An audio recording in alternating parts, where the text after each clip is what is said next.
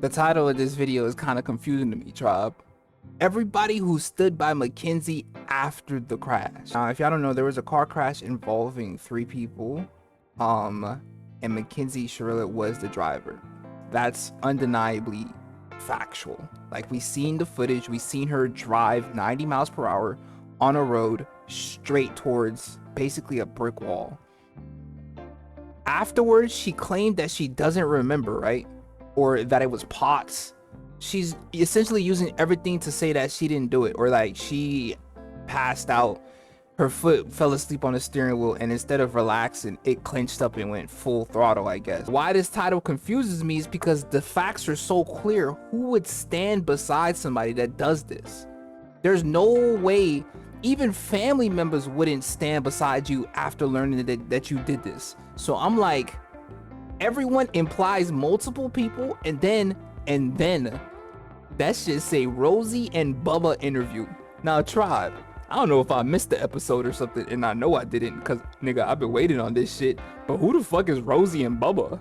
Hi, I'm Tribe Louie. We don't know who Rosie and Bubba. I'm Tribe Louie, though. Hope your day was swell. You're feeling swell. Hope your day was well. You're feeling swell. Let's jump straight into this, because this shit 2 hours and 38 minutes, right? But I just want to say hi. And also, I missed y'all. I know I haven't been posting. YouTube been blocking a whole bunch of stuff.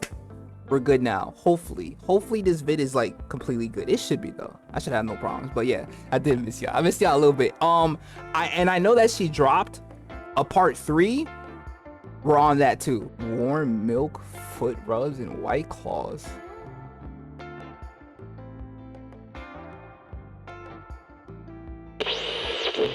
Bada bing, bada boo. July 11th. Bada bing, bada boo. July 11th, 2022, 17-year-old Mackenzie Shirilla posts an Instagram photo and texts one of her friends named Rosie. So Mackenzie is texting her friend Rosie, I am Gia already liked. I am Gia being the clothing brand, aka this huge clothing brand liked her Instagram picture. Rosie responds, oh my god, yes, we're so famous. Mackenzie says, bro, we're gonna be famous as f soon, before this year ends. This is from July 11th, 2022, just 20 days before the crash, where Mackenzie drove her car into a brick building at nearly 100 miles per hour speeds, killing her boyfriend Dom in the front passenger seat and her friend Davion in the back seat. This case has since gone viral again with the release of the new Netflix documentary called The Crash, where both Mackenzie and her friend Rosie had given interviews to the documentary makers, and they do in fact become famous together. Rosie becoming one of the more hated, controversial individuals from the Netflix documentary. Why is she... Oh my gosh, no. I need to calm down. Everybody has to calm down, okay? Let's approach the information with an open ear. But why is she tearing up though? Maybe because her friend is about to go to jail for life. Rosie becoming one of the more hated, controversial individuals from the Netflix documentary. I don't even know nothing, and I'm already disliking her. Online that she knew ahead of time that Mackenzie was planning this crash, that she drove by the crash site and didn't call the police that morning, that she was interested in Dom. Like, there are such a wide range of theories that have been circulating, theories upon theories about whether or not Rosie and Mackenzie are doing some sort of big cover-up, and just a lot of questions. Like, why did Rosie refuse to talk to the police, but then she went ahead and did a Netflix documentary? A lot of those questions are going to be answered today. Our researchers reached out to Rosie and Bubba, who was also featured in the Netflix documentary. Bubba was Davion's close friend as well as Rosie's boyfriend, and we asked all those pertinent questions. But more importantly, we also asked what actually happened that night. They were one of the last few people to see Dom and Davion alive for the last time, and they answered all of our questions. So with that, welcome to part 2 of the Mackenzie Shirilla case. Yo, noona reached out to Rosie and Bubba, and they actually answered questions. And also, Rosie refused the police request, but did the Netflix one.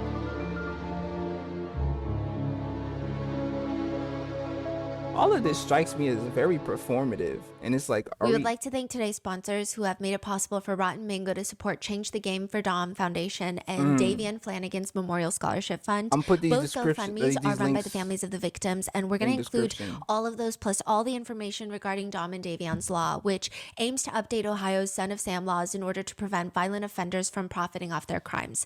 All of that is going to be included in our show notes. This episode's partnerships have also made it possible to support Rotten Mango's team of dedicated researchers. We'd also like to thank you guys for your continued support. As always, full show notes are available at rottenmangopodcast.com. Today's episode involves mentions of illicit drug usage, reckless driving, driving while intoxicated, self-exit, and possible domestic violence. We did pull the FOIA for this case and literally went through tens of thousands of pages of text messages, just detective incident reports, autopsy reports, photos, videos, Snapchat data, Instagram DM data, text messages, like tens of thousands of pages of text messages. So naturally, quotes and statements may be condensed for brevity.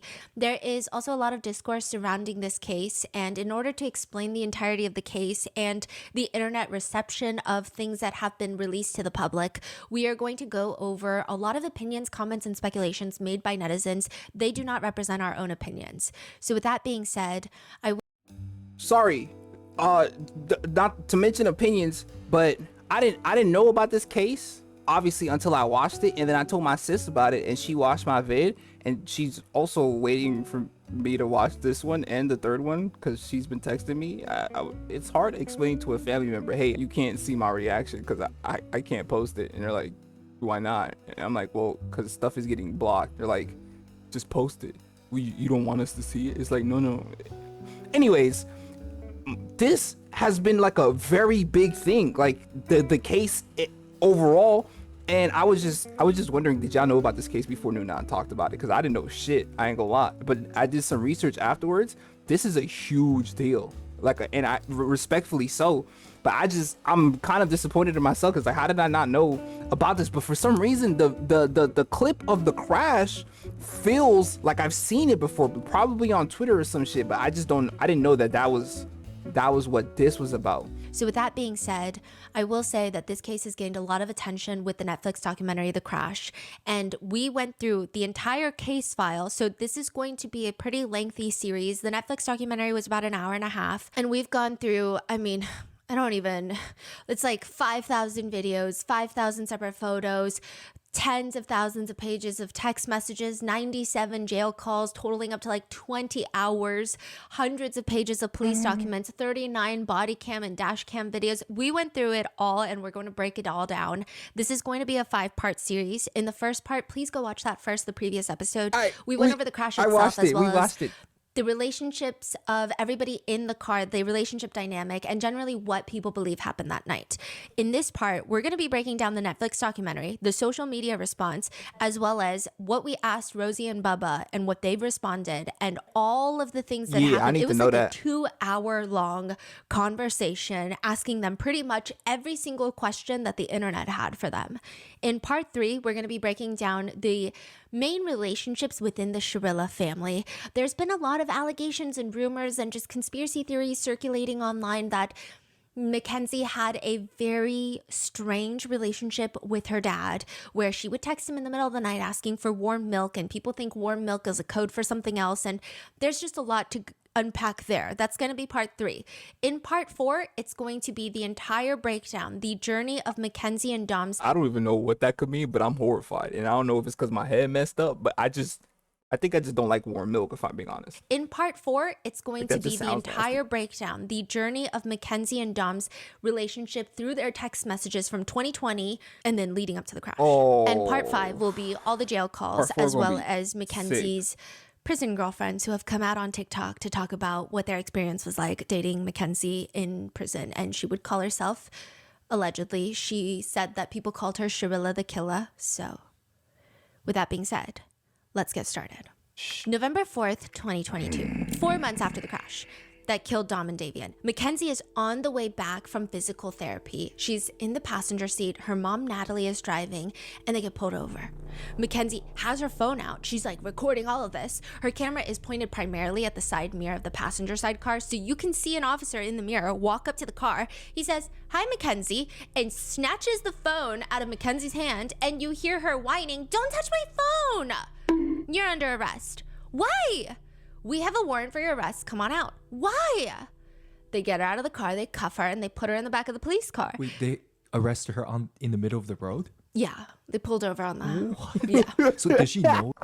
So did she know that, or she thought it was a traffic stop? It seems like they thought it was a traffic stop. Whoa. Yeah. Okay. You're under arrest for aggravated murder times. Yeah. It seems like they thought it was a traffic stop. Whoa. Yeah. Okay. You're under arrest for aggravated murder times 2. Okay. The officer starts taking off one of her handcuffs, Could you please be careful taking this one got off it. so it doesn't break the bracelet, please? You got it. You got it. and she starts sniffling while thanking him. It's interesting, this whole bracelet thing becomes like a whole point of contention. Again, as she's getting booked, the officers are talking to her. Okay, Mackenzie, I'm gonna take your handcuffs off. I need like all the jewelry and everything to come off, okay? I can't wear any of it. No, I need you to take it off while you're in jail right now. Unfortunately, everything's gonna have to come off right now once we know, when the detective comes back and we know for sure what's going on. Everything's gonna be bagged up here. It's not going anywhere. She starts trying to take off her bracelets, and they look like those like rubber Live Strong bracelets that used to be big back in the day, but I don't think they're Live Strong, they're like the rubber bracelets. And later it's been explained from Mackenzie's side and Mackenzie's friends and family that these bracelets were all sentimentally connected to Dom, and she hadn't taken them off since the crash, and that's... Tribe, y'all let me know if I'm being too harsh. Like, actually, because maybe I'm just not seeing it the way that some people are. But does this not feel performative though? Like, this all feels, she don't actually care, bruh. It's like, yeah, please don't take these bracelets off. We seen the text messages. Like, we seen the text messages, cut. You do not love dog that much. You love his weed though. And you love that crib. But I don't think they're Live Strong, they're like the rubber bracelets. I'm not going, I ain't gonna lie. Later it's I'm not been falling for it. explained from Mackenzie's side and Mackenzie's friends and family that these bracelets were all sentimentally connected to Dom, and she hadn't taken them off since the crash, and that's why she was crying. But a lot of people have interpreted it as, how are you crying about a bracelet when you're being arrested for murder ×2? Either way, she's very distraught about taking them off. Like, they notice that she also has extensions, which she informs them that she cannot take them out unless they have pliers. What are the green, are those extensions, clips? You're gonna need to I take can't those take out. them out. They're like in my, they're like, unless you have pliers, we can get them out. After Mackenzie's arrest, there's some interesting body cam footage that was in the FOIA file. Her dad, Steve, marches down to the police station, and he honestly looks like a chill dad, right? So he's got like a kind of white-haired beard with like a full head of like whitish gray hair, and he dresses super relaxed. He's an art teacher. He almost dresses kind of like a kid. I don't know how to describe it. He's not overly stuffy. He's not wearing polos. It doesn't look like he's obsessed with golfing on the weekends. He seems like he's a little bit more creative in that aspect. And I don't mean that as a compliment. I don't really ever want to compliment him, but he walks into the police station. Obviously, understandably, this is a high... I know some kids with better drip than that though, Noona. But I don't know how I feel about you saying that. He walks into the police station. Obviously, understandably, this is a highly emotionally charged moment. I know one kid. I just want to clarify that, and it's my nephew. I don't want to make it seem like I just know a bunch of kids and some shit. Like, no. Nothing like that. Into the police station. Obviously, understandably, this is a highly emotionally charged moment, but he's using his hands to passionately yell at the police officers. I need to speak to my daughter because you guys aren't allowed to speak to her at all. That's from the Lord. He does not want you guys speaking to her. And I can get him on the phone and he can tell you that over the phone if that works, or I can go in and tell her not to open her mouth. But how you guys did this on the weekend is just, well, all you do is go, hey, to her. And I can get him on the phone and he can tell you that over the phone if that works, or I can go in and tell her not to open her mouth. But how you guys did this on the weekend is just, well, all you do is go, hey, there's a warrant for her. We would have brought her right down here with no problem. But it's just, Unbelievable. I mean, she's 18. So the warrant was issued today. My nigga, she murdered somebody. You want us to respect the time of the weekend? Get her on Monday when she murdered 2 people, innocent kids? What? You cannot present this attitude of complying with the law when your daughter is a murderer. What the fuck? They gonna get her when they need to get her. What? Oh, what is he saying? Is he trying to say that the police is wrong for once they... Unbelievable. I mean, she's 18. So the warrant was issued today, so we executed it today. Exactly. Roll out the whole mask to pick up an 18-year-old girl who can hardly walk out of a hospital visit. It's just beyond me. Yeah, Steve. The same 18-year-old girl murdered 2 people. Are we not hearing? Like, I'm talking about straight up took the car and drove 90 miles. Like, yo, this is not the high road to stand on, Steve. The warrant was issued today, so we executed it today. If he had to roll out the whole mask to pick up an 18-year-old girl who can hardly walk out of a hospital visit. It's just beyond me. Yeah, Steve, lots of things are apparently beyond you, like common sense and good parenting. Opinion that I strongly hold. Steve aggressively asks the officers. Am I going to be able to have a 2-minute conversation with her? You cannot talk to her about these years, no. Why doesn't she get a Well, phone she has call? legal If you arrest her, why don't representatives. she get a phone call? Which, like, goddamn, your daughter is not special in anyone else's eyes but your own. Like, this is the process that they have to go through. The officer has to explain and spell it out to Steve Shirilla. She was just brought in. They're going to process her. As soon as they get the time for her to make a phone call, she'll be able to make a phone call. Like everybody else. We just need to advise her that she has a lawyer. She's 18 years old, and she could speak that. She's a dumb 18-year-old that just turned 18, Well, and you guys are no. They're bullshit. All the kids nowadays are dumb. Is she laughing right now? Hold on. No. I'm sorry.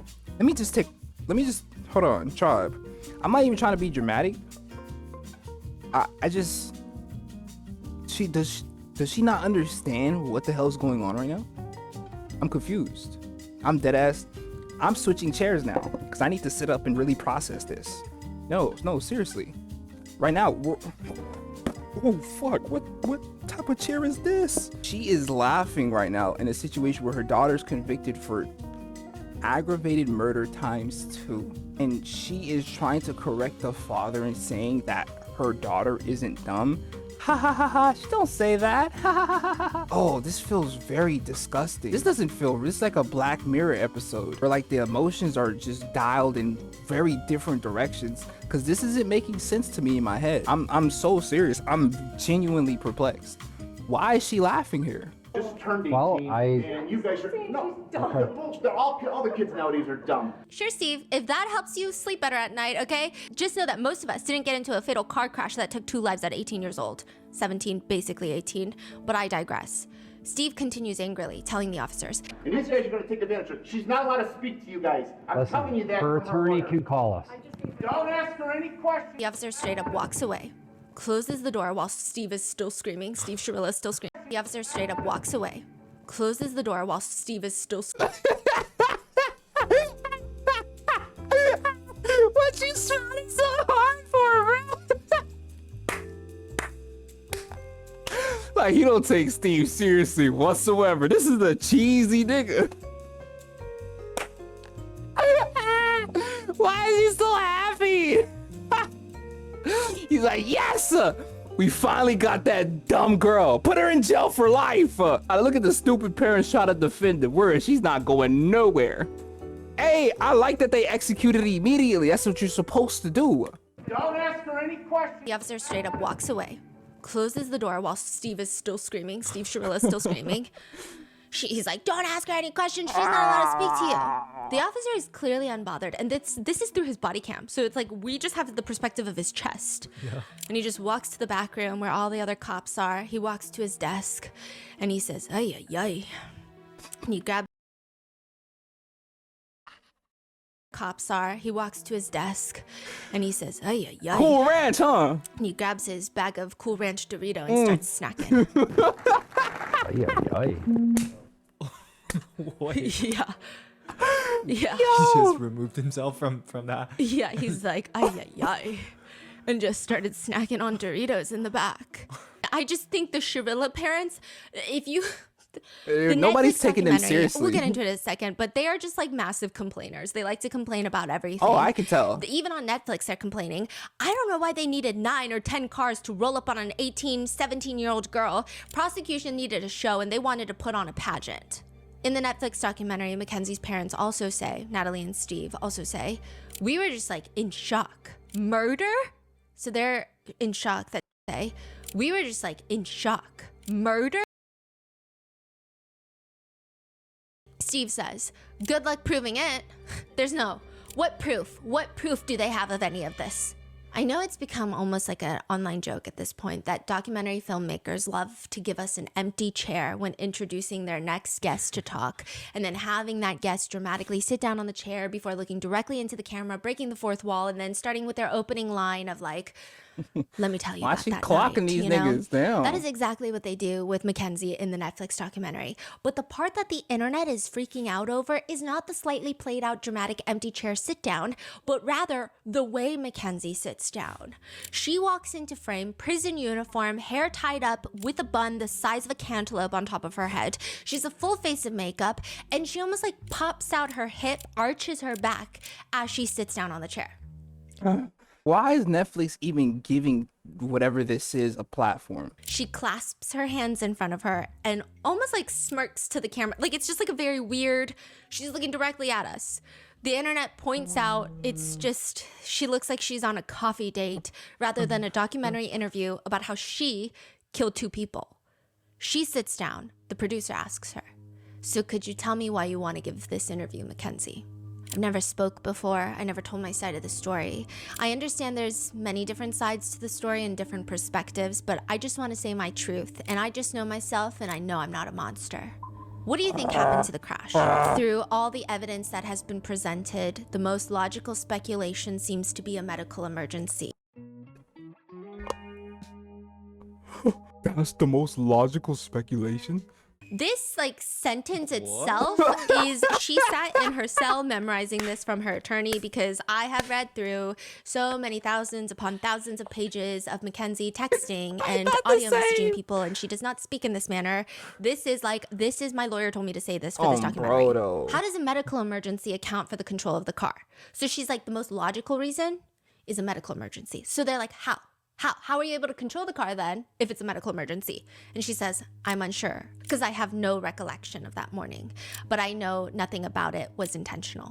The interview with Mackenzie is short, or at least the included parts with Mackenzie. I mean, she's not really saying anything of value other than trying to convince She never viewers at home that has. she's a good person, which, I mean, I guess it's up to you to decide, right? But she says she still has no memory. She thinks it's a medical emergency. What medical emergency? She doesn't know because she doesn't remember anything, but she says she's grown and she's remorseful for all the things that she clearly doesn't remember. She says about her relationship with Dom, we were just 2 kids messing with each other, and then as the years went on and we stayed together and grew closer, we would have probably been married by now. He was just so protective and loving over me. I just wanted to heal him and he wanted to heal me.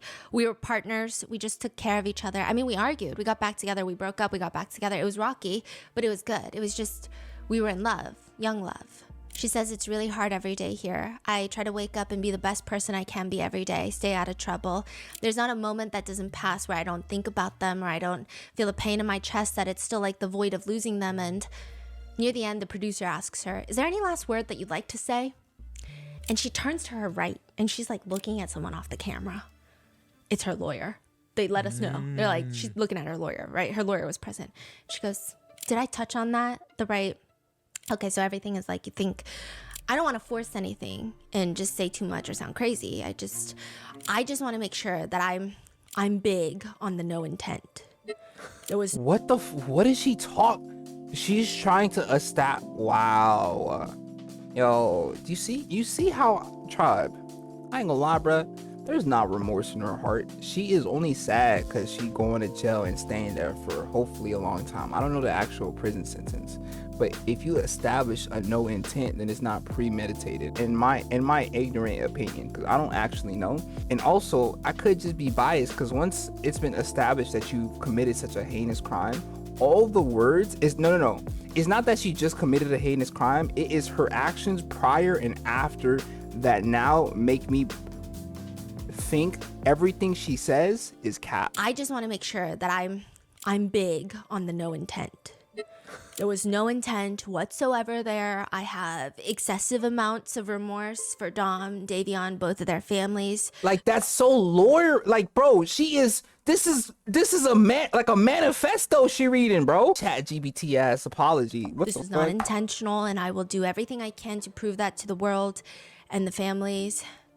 And that's it. So stay in jail.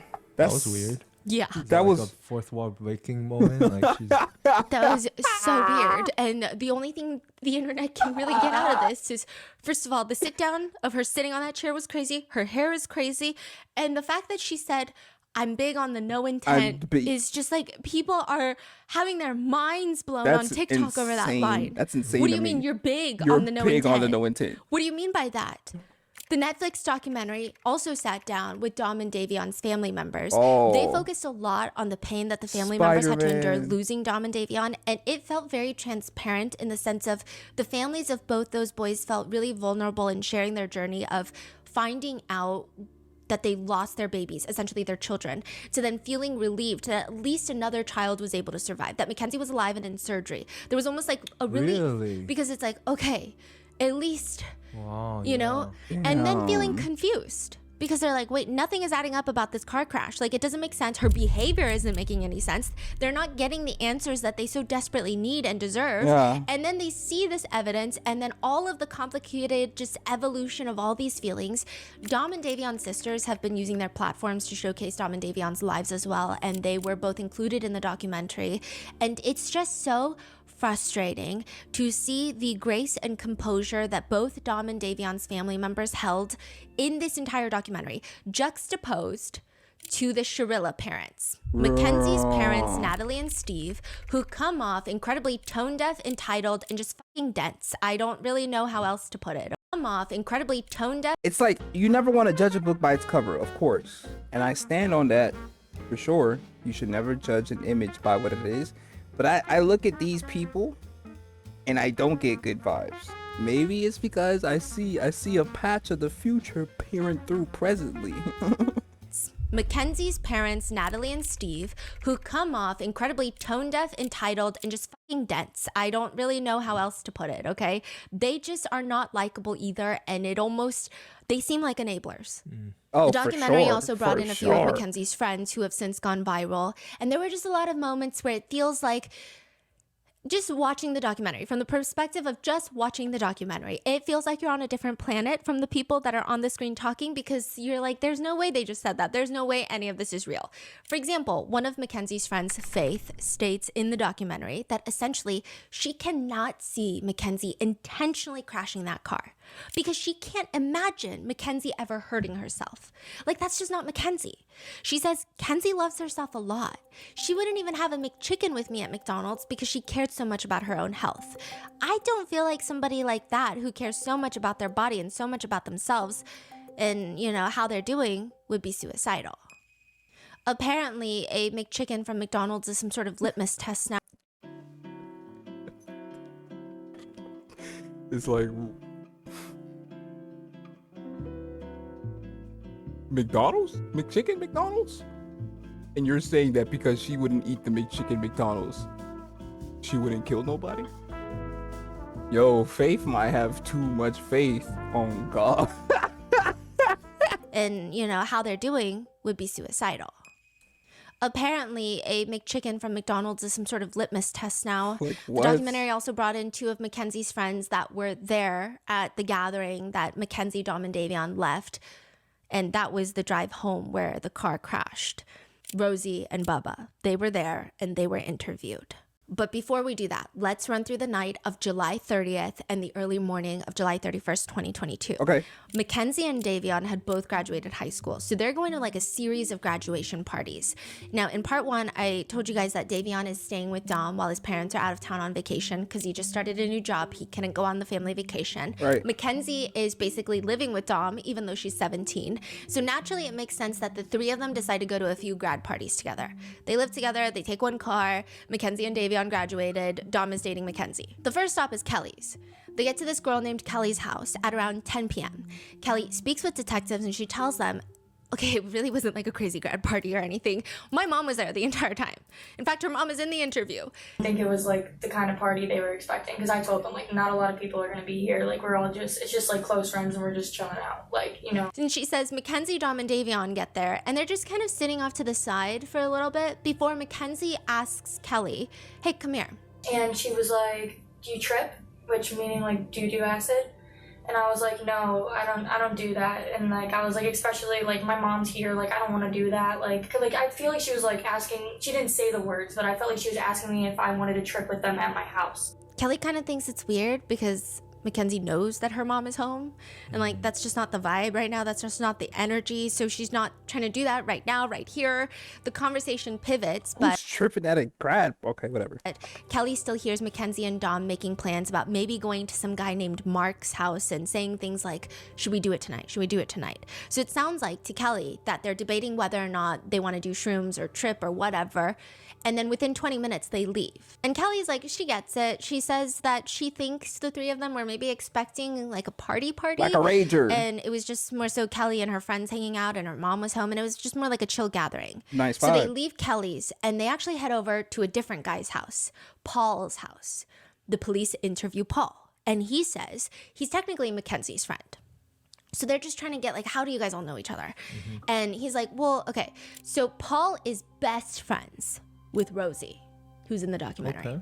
And Rosie started hanging out with Mackenzie a few months ago, but also Paul has his own connection with Mackenzie because senior year, they both tried to do, he wanted to be homecoming king, she was trying to be homecoming queen. So he says that she really helped boost his confidence during that time. So he's got his own like friendship with Mackenzie. So he's closest with Mackenzie. He's not really close with Dom. It seems like he's familiar with Davion, if not friends with Davion, right? Now, Mackenzie just happens to bring Dom everywhere she goes, and Davion is currently also staying with Dom. And Rosie's boyfriend, Bubba, he's super close with Davion. I'm gonna make it clear later, but just like hold on to it. And Paul says everyone loves Davion, which, side note, Kelly, the host of the grad party right before, she says the same thing. Kelly says about Davion, All I know is that he is a good kid. Like, he just tries to make friends everywhere. Like, I know that he was just always trying to do something, get out the house, be with his friends, and just be himself. It's just something consistent that I've observed throughout all of the police interviews. Everyone goes out of their way to explain how much Davion meant to them, and it doesn't feel forced or calculated, but more so I think he just like had that big of an impact on everyone. So unprompted, a lot of people will just tell the police, like, I mean, he's like an incredible person. Just so friendly, so chill. Like, everybody loves him. Davion's mom says, you know, I would always say that he had an old soul because he was just wise beyond his years, just in a lot of ways because he's had so much experience in his short life. And again, we're going to go in depth on Davion's family and what they've said, their foundation, in a later episode. So one interesting thing to note is Paul tells investigators that he refuses to ever ride in Mackenzie's car. In general, she's just a horrible driver. The police are like, what do you mean by that? I always knew she would get in fights, like her neighbor, or she got in her fight with her neighbor about zooming past the stop sign. One time at the carnival, she was gonna drive me home, but I was like, no. Sorry. That's okay. I just said, no, I'm good. Paul says even Rosie, the one from the documentary, told him, like, don't get in the car with Mackenzie. She's not a good driver. Wow, that is crazy. Yeah. So they're like, okay, well, tell us about the gathering. Because they leave your house, and that's when Mackenzie crashes the car. Oh, they were at Paul's house till 5 in the morning? Yes. Okay. So Paul is like, okay, well, that whole day, before they came over, you know, I was at work the entire day. So when I finally got back home, I was really tired. But I had to do something. That's like the vibe he gives. Like, I had to do something because my parents were out of town. And I had 6 people over, so in my opinion, that was not a party. There was no party activities going on because I don't have enough friends to throw a banger, I'm gonna be honest. He says it was him, so it's Paul, another friend named Nina, Rosie, Rosie's boyfriend Bubba. Bubba is close friends with Davion, Rosie is now hanging out a lot with Mackenzie, And then Dom. Mackenzie brought Dom. So it's 7 people. Okay. Paul, Nina, Rosie, Bubba, Davion, Mackenzie, and Dom. Got you. Rosie, Nina, and Bubba show up at around 11 p.m. Mackenzie, Dom, and Davion get there closer to midnight because they were at like a different grad party. They were just grad party hopping. And it was a chill night for about an hour. Paul says, you know, earlier that day he was kind of in a shit mood because he did also break, like his whole car broke down. So he was working, his car broke down, he's not in the best mood. So he decides after chilling for an hour that he's just gonna go to sleep. So he goes upstairs, leaves everybody downstairs because his parents aren't home, they're out of town. He goes upstairs and quote, I go upstairs at around 1. They're still up and they're still watching. I remember hearing South Park playing really loudly. And then I went downstairs again at 2, 3 a.m. to pee, sometime like that. And I saw Kenzie asleep on my couch in my front room when I saw that. But yeah, I don't think there was any fighting or anything like that going on at all. Or at least that's what I saw. he says they all did smoke weed. They talked about doing shrooms, but they didn't end up doing the shrooms. Okay. So he's like, I don't know. Like, I went upstairs. When I came down at like 2, 3 a.m., Mackenzie was asleep, and I didn't witness any fighting or anything weird. The next morning, he wakes up at around 10 a.m. to Rosie calling him and telling him that there had been a car crash. When authorities arrive to the car crash, they extract Mackenzie. So they find in her It possession. was dead ass at 5. Damn, bro. So he went to sleep at 2, woke up. Damn, bruh. He saw them, went to sleep, and they were. When authorities arrive to the car crash, they extract Mackenzie. They find in her possession, on her person, a baggie filled with shrooms. And there are messages that police get between The shrooms Rosie they were and talking Mackenzie about. that night. So before Mackenzie shows up to Paul's house, 6 p.m., Mackenzie asks Rosie about going to Paul's. Do you think it's cool to trip there? So Mackenzie's like, do you think it's, can I go and trip there? Rosie says, yeah. Okay, I'm trusting you. His parents aren't tweaks like Bubba. They would probably let him have people over. Mackenzie is unsure if she's actually going to end up at Paul's, so she's still kind of debating, and then she's like, is it okay to trip there? Rosie's like, for sure. Rosie texts, could we still buy off Dom if you guys don't want to trip? You should come hang out for like a little smoke or whatever. Okay, bet. Like, what do you need? We might come. So Rosie says, yes, me, Paul, Nina, and Bubba need them, and some bud. Do you not want to trip? Did you guys already trip at the zoo today? And Mackenzie's saying, like, we're not really sure because it's already so late. Dom says no, and we were going to, but we didn't. But yeah, we can give you guys that. Mackenzie texts at 10:24 p.m. We're probably going to come. So like last minute, she's like, okay, we're going to come. Rosie says, okay, cool. And so we want $40 worth of bud, and Bubba wants 3, and I want 2.5. Nina wants 1.5, and Paul wants 2.5. So the grams, it's referenced to shrooms. So they want $40 worth of weed, and then everybody wants like different amounts of shrooms. Rosie is saying Nina claims she just wants a gram. And then Mackenzie is saying, bruh, tell her more. Like a gram is, it sounds like she's saying a gram is not going to get you there. So Rosie responds, okay, fine. She said like 1.5. Okay, bet. Okay, we're all at Paul's. I'm about to come. Okay, send me Paul's address. I'm on the way. So they send the address. They meet up. They get to Paul's house. And like all we have once everybody is at Paul's house is what everybody says happens at Paul's house. And Paul is like, I was asleep for most of it. And then at 5:30 a.m., Davion, remember he has the Life 360 app connected to his friends. His app shows him leaving Paul's house. It's Mackenzie driving, Dom in the front passenger seat, Davion in the back. 5 minutes later, the car slams into the building at nearly 100 miles per hour. A few things to note about this timeline. A lot of people do think it's odd that they left Paul's house at 5:30 in the morning. It's not like Paul's parents were coming home, so they're like, oh, we gotta all get out of here before my It sounds like parents come Mackenzie back. fell asleep. It just seems like a very early time for them to get up and get out. It's been reported to detectives that Mackenzie fell asleep at some point. She doesn't necessarily strike me as the accommodating type of person who will wake up from her slumber to drive Dom and Davion home. Or maybe she woke up and was like, I'm uncomfortable, I want to go sleep in a bed. I don't know. I mean, some people also think she's not really, doesn't strike them as a early bird. So why go home at 5:30? That's a Do good you know if they question. have jobs or any places to go to? Yeah, so they had places to go to, but all kind of within each other. It doesn't seem that Mackenzie and Dom had any strong plans that morning, but Davion was actually going to go hang out with Bubba again to fix up Bubba's car. Okay. It's like actually a whole thing because he was going to go straight to Bubba's house with Bubba, but then last minute Davion was like, I'm actually going to go back to Dom so I can shower. No. No, bruh. Damn. Oh, nah, that low-key got me. I'm not gonna lie. Like everything else got me, but I've been thinking in the back of my head, Davion strikes me as like literally the innocent factor. Like I know Dom is also innocent, but I feel like Davion wasn't even supposed to be there, and he deadass wasn't supposed to be there, bruh. He literally was not supposed to be there. I really don't like when things like this happen, bro. He was gonna go straight to Bubba's house with Bubba, but then last minute, Davion was like, I'm actually gonna go back to Dom so I can shower and clean up a little. Wow, that's crazy. It's just an odd time for them to leave, which has led people to believe and speculate and theorize that it would make sense for them to leave if Mackenzie and Dom were fighting. And they're like, you know what, like this fight is getting big, like let's go home and fight in private. And since Davion is staying with Dom, he ends up going with them.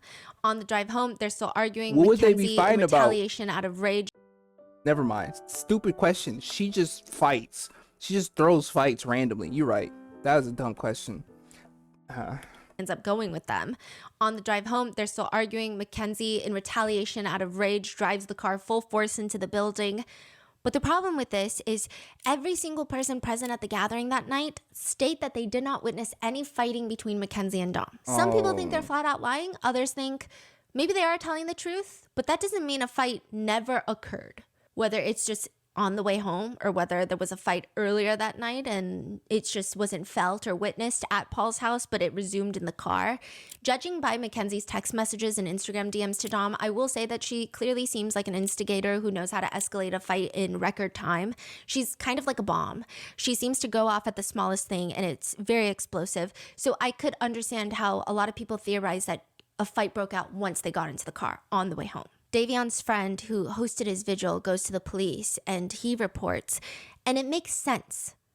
So he's saying like, I'm on Davion's Life 360 app. And he's like, because, you know, they're all just trying to grapple with what happened. And I think Davion's friends had their own special set of grief, because I think with Dom and Mackenzie, a lot of Dom's family and friends were just, it was a lot of like, what could we have done to prevent, like, did we know this relationship was this toxic? What were the signs between their relationship? For Davion, it was more like, it's almost shocking because why was Davion in the car? Like there was no, he's not like, they're not that close to friends. It's just, it was more, I think, abrupt. Yeah. They're trying to make sense of it. And one of the friends is telling the officers. And it makes sense with that app. It's just like, if the kid was in the back seat, they were dating, they're having problems, like they're fighting, she got mad. She's always like, there's lots of people that have come up to me and said they've always fought, like everybody. Like I can probably a lot of witnesses to say that and testify for that. They've always fought, they've always argued over retarded stuff, and maybe they were fighting, they were on the psychedelics, and she hit the gas, the floor, and it shows you that they literally hit the gas right when they got into that area. They were driving fine for like 15 minutes. Right. How will I ain't gonna lie, bro. He like, you can tell he dead ass is confused and spent hella time trying to figure out what the fuck happened to his friend, bro. Cause he's presenting not only his theories, he's saying he could get witnesses to testify. He's like, this hype. Damn, this low-key made me hella mad, because it's like that really shows that Davion was a good dude that just wasn't supposed to be in that situation. But like, you know how you so good of a dude, bro, he probably saw that Dom and Mackenzie was fighting, and he friends for both of them, so he tried to be the mediator, tried to be the middleman, went with them to like soothe the situation. That's the type of vibe I'm thinking. That's how I think he be moving, bro. They were driving fine for like 15 minutes. Right. How all of a sudden you drive good for 15 minutes, you drive bad for like 2 minutes, right, and you're 5 minutes away from the house. He thinks they got into a fight and Davion just happened to be in the back seat. It's just crazy and it's tragic that like one good kid, like, I mean, they're all good kids, but one good kid that just didn't do any of that stuff and just was in the wrong crowd at that time. And he's talking about his friend Davion. Mm-hmm. They described that they feel Davion was in the car as, quote, so it was like almost like he was like a hostage in the car. Because they can't really understand. Another friend comes in and is telling the officers, like, I was on vacation in Colorado and I sent Davion a picture. And he said to that picture, like he's responding in the car. So they're going through the Life 360 and they're like, oh my God, he was in the car when he responded to his friend's Snapchat picture of Colorado. Crazy. So they think, this is their theory, that Davion's friends who showed the Life 360 app to the police, they're like, Mackenzie and Dom start fighting because that's before the crash. And Davion is Snapchat responding to his friend. So his friend had sent him a picture of the Colorado mountains, and then Davion responds like, damn, what the fuck, that go crazy, because it looked so beautiful. The friend tells the police they think Davion was probably on his phone because it's awkward when the couple are fighting, and so it's awkward to just sit there, so he was on his phone. 2 hours later, that friend responds back to Davion, on God, bro, we walked like 2 hours in a thunderstorm in the dark in the middle of the park. Cole said he saw a mountain lion. But by that time, Davion is gone. And like I said, Yo, I'm getting like goosebumps, bro. Like not the good ones. I feel kind of sick. I kind of don't care if y'all think I'm being too harsh on Mackenzie and her parents now. Cause before I was like, maybe there's something that is revealed more that could garner sympathy. Nothing they can say or do will garner sympathy from me. I'm so dead ass, bruh. He literally didn't do anything. It wasn't Dom's fault either. and like I said, another thing to note is Mackenzie was the only one wearing her seatbelt, which netizens found very interesting It is because she interesting. rarely ever is seen wearing a seatbelt. Rare. But that night she is, and Dom and Davion aren't, so people theorize that they were trying to save their lives. The prosecutor even agrees with that theory, stating, I think the boys were trying to save their lives. I think Dom and Davion were yanking on the wheel, grabbing the gear shift, and it was just too late. Dom's sister says the car was the weapon. And it was just exactly like she took a gun and shot Dominic and Davion. Davion's little sister says, the most important thing I want people to know about Davion is that he's not just some backseat cargo. He was somebody's kid, and he was my brother, and he was a brother to me and my sister. Mackenzie's actions after the crash have also been heavily scrutinized for good. Sorry, I also do want to say I am more heavily inclined to believe the fighting for the gear shift, because when you're on acceleration, you cannot put the gear shift into park unless you press brake. But if you move the gear shift into neutral, it seamlessly does that. It can transition even if you're on acceleration. So it makes more sense that they weren't able to put it into park because Mackenzie was not taking her foot off the acceleration. Mackenzie's actions after the crash have also been heavily scrutinized for good reason. Oh, yeah. She keeps reaching out to Dom and Davion's family members in the most bizarre way. What? So she doesn't reach out for a long time. And then when she finally does, she's like, don't hate me. Basically. Don't hate me. Yeah. So in the 2,000-page Instagram file that we got from the FOIA request, Mackenzie is messaging a relative of Dom's, his cousin, September 22nd, 2022. So this is like a month, 2 months? 2.5, yeah, 2. After the crash, Mackenzie reaches out to his cousin and writes, hey, I know we didn't talk much and I completely understand if you hate me. I hate myself too. I just wanted to apologize to you because I know you guys were close. I hope you don't think it was my fault. I never did this on purpose. I wish he was here every single day. He should be here. It should have been me. I don't want any sympathy, but I just wanted to apologize. Which is like kind of a presumptuous thing of her to say, like, I don't want any sympathy, for her to already think that she's going to get sympathy, considering you're reaching out to Dom's cousin. But she messages again. I also wanted to let you know that I was completely sober. I know there's been fucked up rumors. I don't know if you've heard them, but they're all fucking not true. They're just making me look so bad, like I would hurt my baby on purpose. I never would. I would have sacrificed myself in a heartbeat for him. Dom's cousin responds, how fast were you going? I would really love to know the details.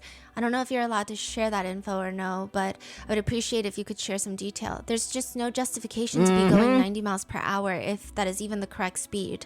Also, something that doesn't sit right with me is that you were sharing irrelevant things right when it happened. Reposting and liking things, like, you know, responding to the modeling agency and stuff. You haven't posted anything about Davion. What? She was... Yo. The modeling agency and stuff. You haven't posted anything about Davion, and you're just now starting to post stuff about Dom. And I'm not here to bash you. It just doesn't make sense to me. I mean, thank you for the apology. None of this will ever feel real. I just can't believe this has happened.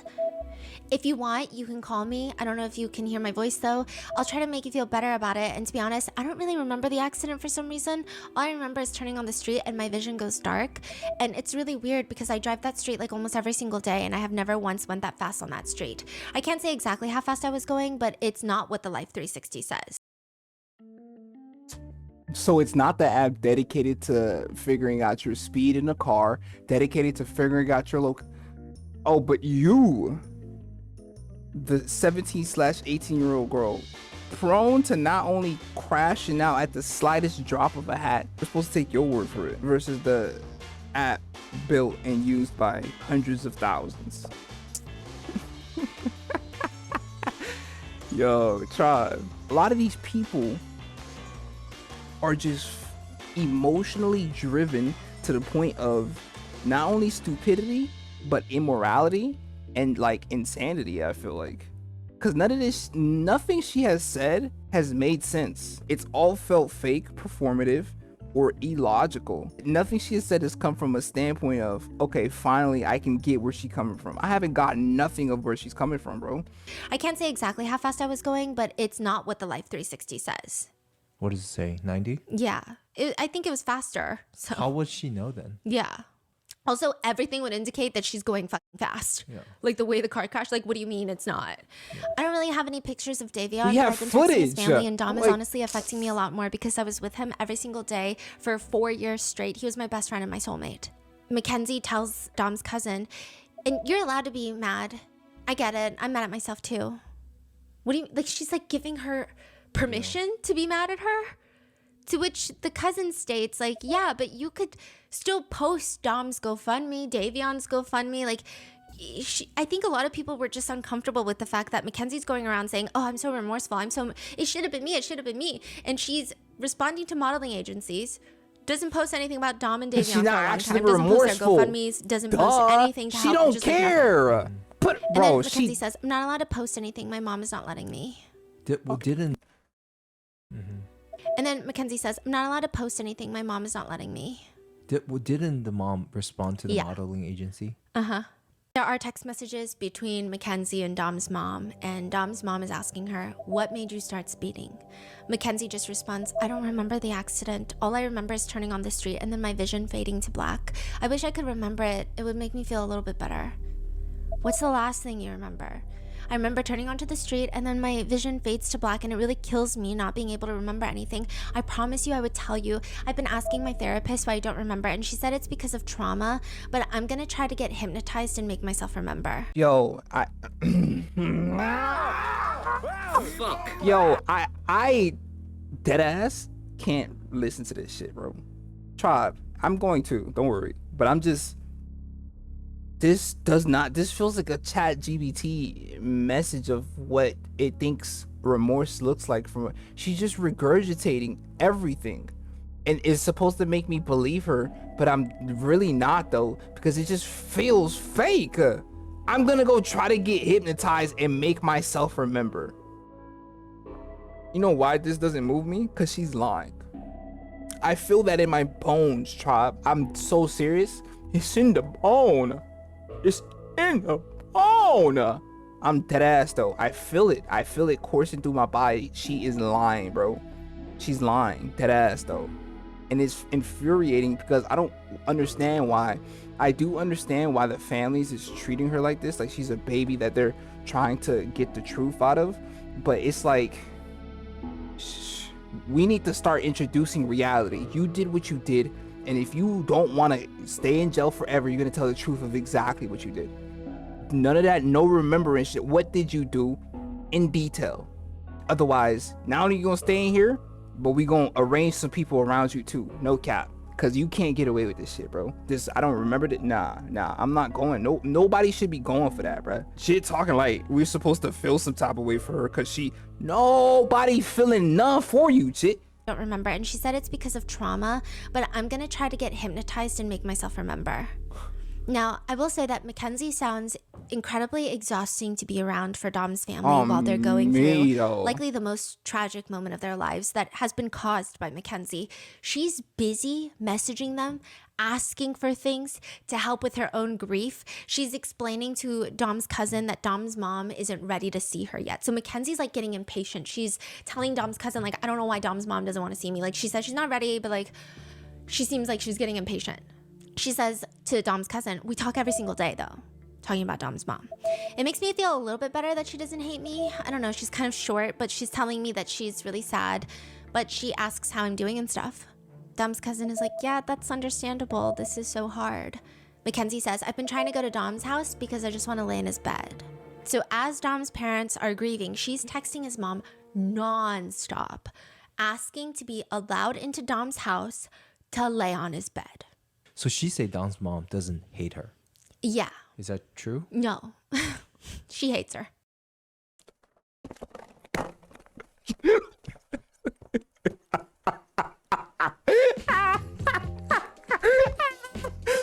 Yo, I'm thinking, damn, Dom's mom got the patron saint of a grace. No, got the saint of, got, how doesn't she hate her? But in the back of my head, I'm like, what is she just portraying that to get info though? But the way Noona revealed that was hilarious. Hilarious. No, she hates her. To be allowed into Dom's house to lay on his bed. So she say Dom's mom doesn't hate her. Yeah. Is that true? No. She hates her. Is it Rightfully just so, Dom's mom though. trying to get information? Yes. Yes. Dom's mom is a criminal defense attorney. Yeah, very smart woman. Yeah. Very smart woman, but still A mom. beyond expectations for in this moment of grief to try and get things in writing. Like she was very strong for that. Wow, she's a criminal defense She's attorney. sending Christine, so that's Dom's mom. She's sending Christine Russo messages like, it's been really rough. I've been crying all day, every day. We're going to get through this together. Sending love. Another message from Mackenzie reads, I will always be here for you. And when I'm out of the hospital, I can take care of you whenever you need. Another message reads, when I get out of here, I want to give you my bracelet that I made for you, but it's okay if you don't want to see me. I understand. She's just like further victimizing Dom's mom, texting them nonstop to get confirmation that the family doesn't hate her. Well, newsflash, they probably fucking do, and rightfully so. And rightfully Later, so. because Mackenzie's not getting the responses she wants, she texts Dom's mom, I just feel like you guys all hate me, crying emoji. We don't understand. That's what Christine texts back. That's been the hardest part for me too. None of this feels real. When I get out. Dude. He is sending emojis right now. I'm sorry. I hate to be like a nitpicker. Emojis, my nigga? I get it. She's a jit. But it's like, if you really feeling remorse, nobody's thinking about sending emojis, dude. Am I tripping? That just feels so childish and like you're trivializing everything. You're treating it as if it's a normal, regular Tuesday when you're talking to the parent of a child that you murdered her kid, and you're talking about some, I feel like you guys all hate me. Oh, you lucky if you don't get a fucking 7.62 aimed towards your face. Oh my gosh. No. Everybody gotta breathe, because I'm just thinking, after certain situations have happened, if I were to if the family were to receive something like this, I wouldn't be here, bruh. No cap. Like, I'm talking about, we crash out to the moon though. Cause this doesn't feel genuine. This to me just feels malicious. Maybe unintentionally, but still malicious nonetheless. And that is like, it's like the lack of awareness is really, really infuriating. That's what it is. That's exactly what it is. The lack of awareness is infuriating, bro. I can't be the only one that feels like this is infuriating, right? I just feel like you guys all hate me. We do. I do. The tribe does. That's what Christine. Oh my God. That's been the hardest part for me too. None of this feels real. When I get out of here, can I just go to Dom's house? I just want to lay in his bed or on the floor so I could smell him and maybe take some hoodies home. I also want to see you and give you a hug. I love you guys so much. It's interesting that she's so hell-bent on going into Dom's house to lay on his bed. It's such an odd request that nobody believes it. August 18th, she's texting Dom's mom. Do you have Dom's phone? Really want Dom's playlist, and I want to see the pictures he had of us on his phone. Which feels a little weird. Yeah. Dom's mom responds, we will figure it all out when you're out of the hospital. Mackenzie says, I would really like to see you and give you a hug and a bracelet. I brought him flowers for his room and at the memorial. If it's too soon, I totally understand. Everybody needs to grieve. I'm at his grave. They let me out of rehab because there's nothing they can really do with me until I can walk again. Eventually, Mackenzie is released from the hospital and she lets Dom's mom know, but she's also just like making the entire thing about herself again. Like, bro, I can't help but read her sentences as like, they almost feels like like threats, if I'm being honest. And I know I'm just overreading it now I know I'm overreacting. If I'm the mom of a child that was taken away in such a violent, confusing manner, and the person that I kind of suspect is texting me, I'm at his grave. I want to give you a bracelet and give you a hug. I'm at his grave. I want his phone. I want to lay on his bed. Like, these just feel like you're just reminding me that you were not only involved, you were not only very, very close to him, you're reminding me that he's gone. And it's like, and then combine that with the suspicious factor of her nature. It's like, now I have to sort of think about whether you're saying these things because maybe you actually cared for my son, or you're saying these things because you want to throw us off the trail of you. And this whole thing is a ploy. This whole thing is a trick. You're trying to get closer. It's like this. Yo, as a mom, bro, she deserves so much respect. I'm gonna keep it a buck. Cause I'm really I'm now really thinking from her perspective, for her to keep it this calm, bro. I'm sweating over here. That like it's cause it's hot a little bit, but also cause I'm like heated, bro. And I'm not even related. I'm not the mom. I'm not no parent. But I'm just thinking of from her perspective, dude. This. If it's too soon, I totally understand. Everybody needs to grieve. I'm at his grave. They let me out of rehab because there's nothing they can really do with me until I can walk again. Eventually, Mackenzie is released from the hospital and she lets Dom's mom know, but she's also just like making the entire thing about herself again. Mackenzie texts Dom's mom, hey, I'm out of the hospital, but also don't let anyone know. Please don't tell people I'm home though, because there's a couple of people that are threatening to hurt me and saying they have plans for me. What? No one's trying to kill you, Mackenzie. No one wants to do that. Dom's mom responds, that's terrible, and I'm not talking to anyone. Who's doing that? Mackenzie responds, this kid named Tyler Proctor and a few people I don't even know. Proctor. They keep messaging me on fake numbers and on Snapchat telling me really fucked up stuff, and it's really making this hard for me because I would never do anything to hurt any of them on purpose, especially Dom. Oh, and then, remember Blair? Remember in part 1, Blair, yes. Blair is Dom's best guy friend. Oh. And because Blair and Dom were hanging out and Mackenzie was upset, she was tripping. like, oh, go take Blair's private parts in your butt. Like, she was just saying some crazy stuff. She was threatening to kill Blair with a baseball bat. She texts Dom's mom. Would you be able to send me Blair's number? I want to send him a video of him and Dom. I feel like it'll make him happy. I also just found a bag of Dom's old clothes from when he was a little bit younger. They all smell like him. And what is the radio station that you guys always used to play when I would be over at your house? It just, I don't know, just feels weird that she wants Blair's number. Like, maybe she wants to make sure that Blair isn't saying weird things to the police, or that, I don't know. It's just weird. Like, why do you care about Blair? You threatened to kill him with a baseball bat. Yeah. She keeps going on and on about going into Dom's house and saying things like, yeah, my purse is over there, but I don't even care, to be honest. I just want to go to his house to lay on the floor and take some of the clothes that he loves so that I could wear them. Why do you have to mention that you don't even care if you don't even care? Like, what the Which, by the way, she and her parents both try to ask the police to let Mackenzie into the house. Oh my God. To get her purse. And the cops are like, well, your purse was in the car. Yeah. When the crash happened, we already gave that back. And she was like, no, not that purse. It's Christian Dior. And it's like, girl, no, it's DH Gate. And also, you're weird.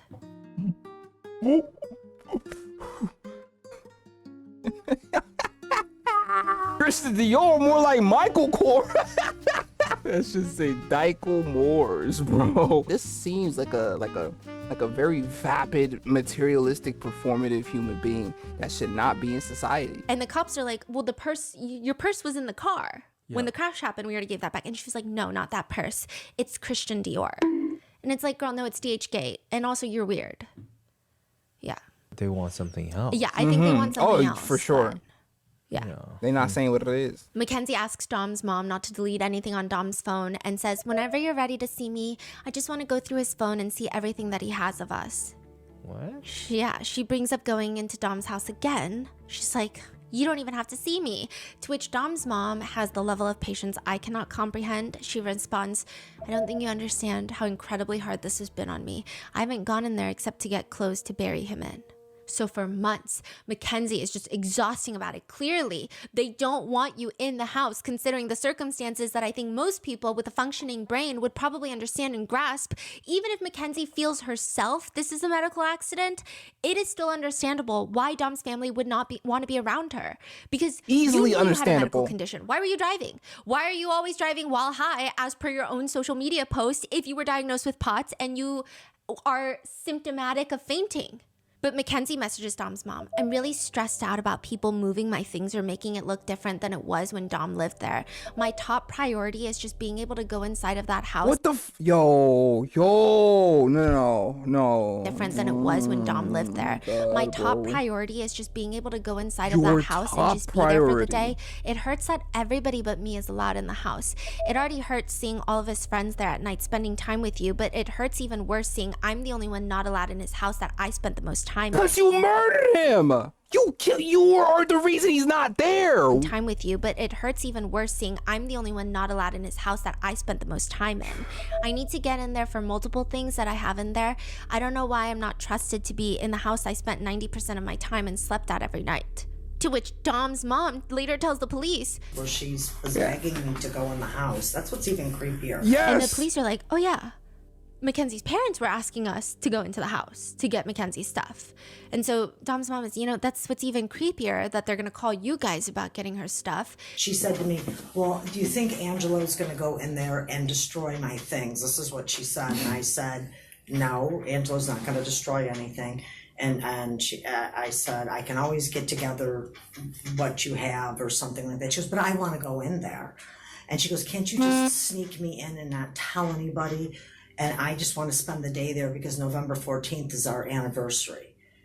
And I'm just like, I can't even walk in there. Makes you think what's in there that she wants. Exactly. So Mackenzie is also sending some Exactly. wacky text messages like, Dom always told me he would want me to be This shit wasn't wacky before. wacky text messages like, Dom always told me he would want me to be happy even if it wasn't with him. Mind you, she's sending this to Dom's mom. I can't even imagine. I can't imagine. I'm not even gonna go there, but it's just so uncalled for, genuinely shocking. Yeah. Wow. And she says, that's impossible because I can't be happy without my soulmate. Then she goes back to talking about, quote, yeah, I get harassed literally every single day. I gotta stand up for this. I ain't gonna lie. Cause the more I think about from the perspective of Dom's mom, the more infuriating it is. It's dead ass frustrating to have to. You don't even get a moment's peace because there is somebody like this texting you that Dom always told me he would want me to be happy even if it wasn't with him. Yeah, I get harassed literally every single day. Shit sucks. Is there any way I can get Dom's phone or just go on it or something? Because I need to block people because they're commenting fucked up shit on his TikTok.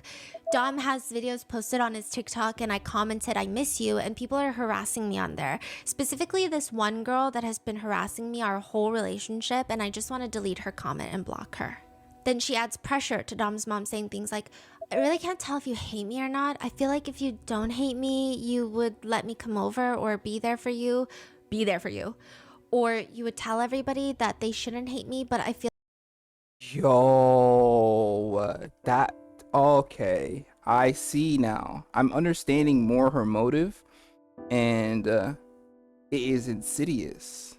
She wants the families on her side so that the public opinion can also sway to her side, then use the boost of all of this popularity to jumpstart her career, essentially.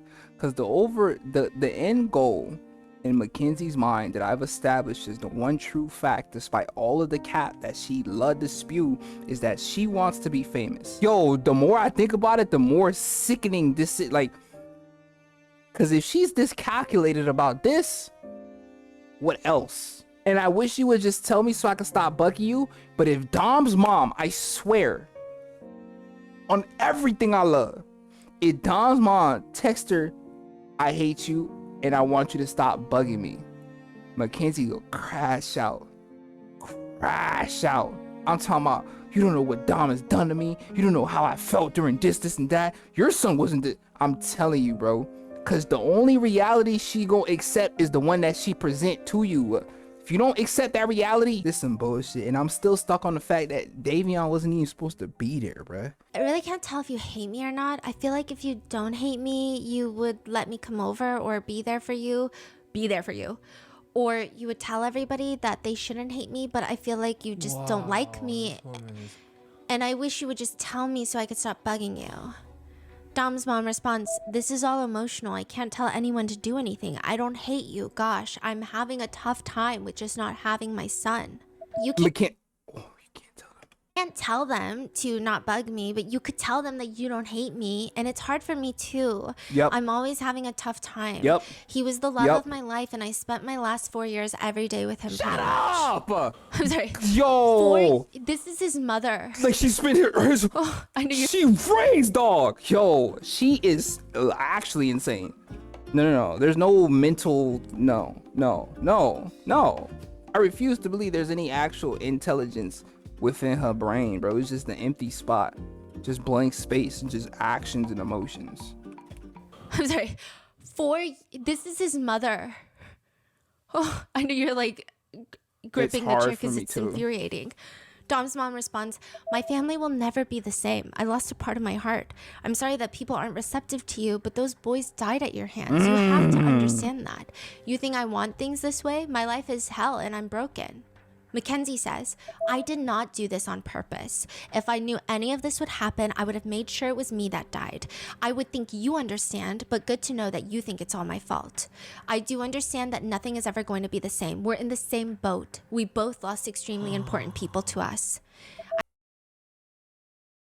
We're in the same boat? If I knew any of this would happen, I would have made sure it was me that died. I would think you understand, but good to know that you think it's all my fault. I do understand that nothing is ever going to be the same. We're in the same boat. We both lost extremely important people to us. I try so hard to tell you guys that I would never do this on purpose, and I thought you would know that. Wow.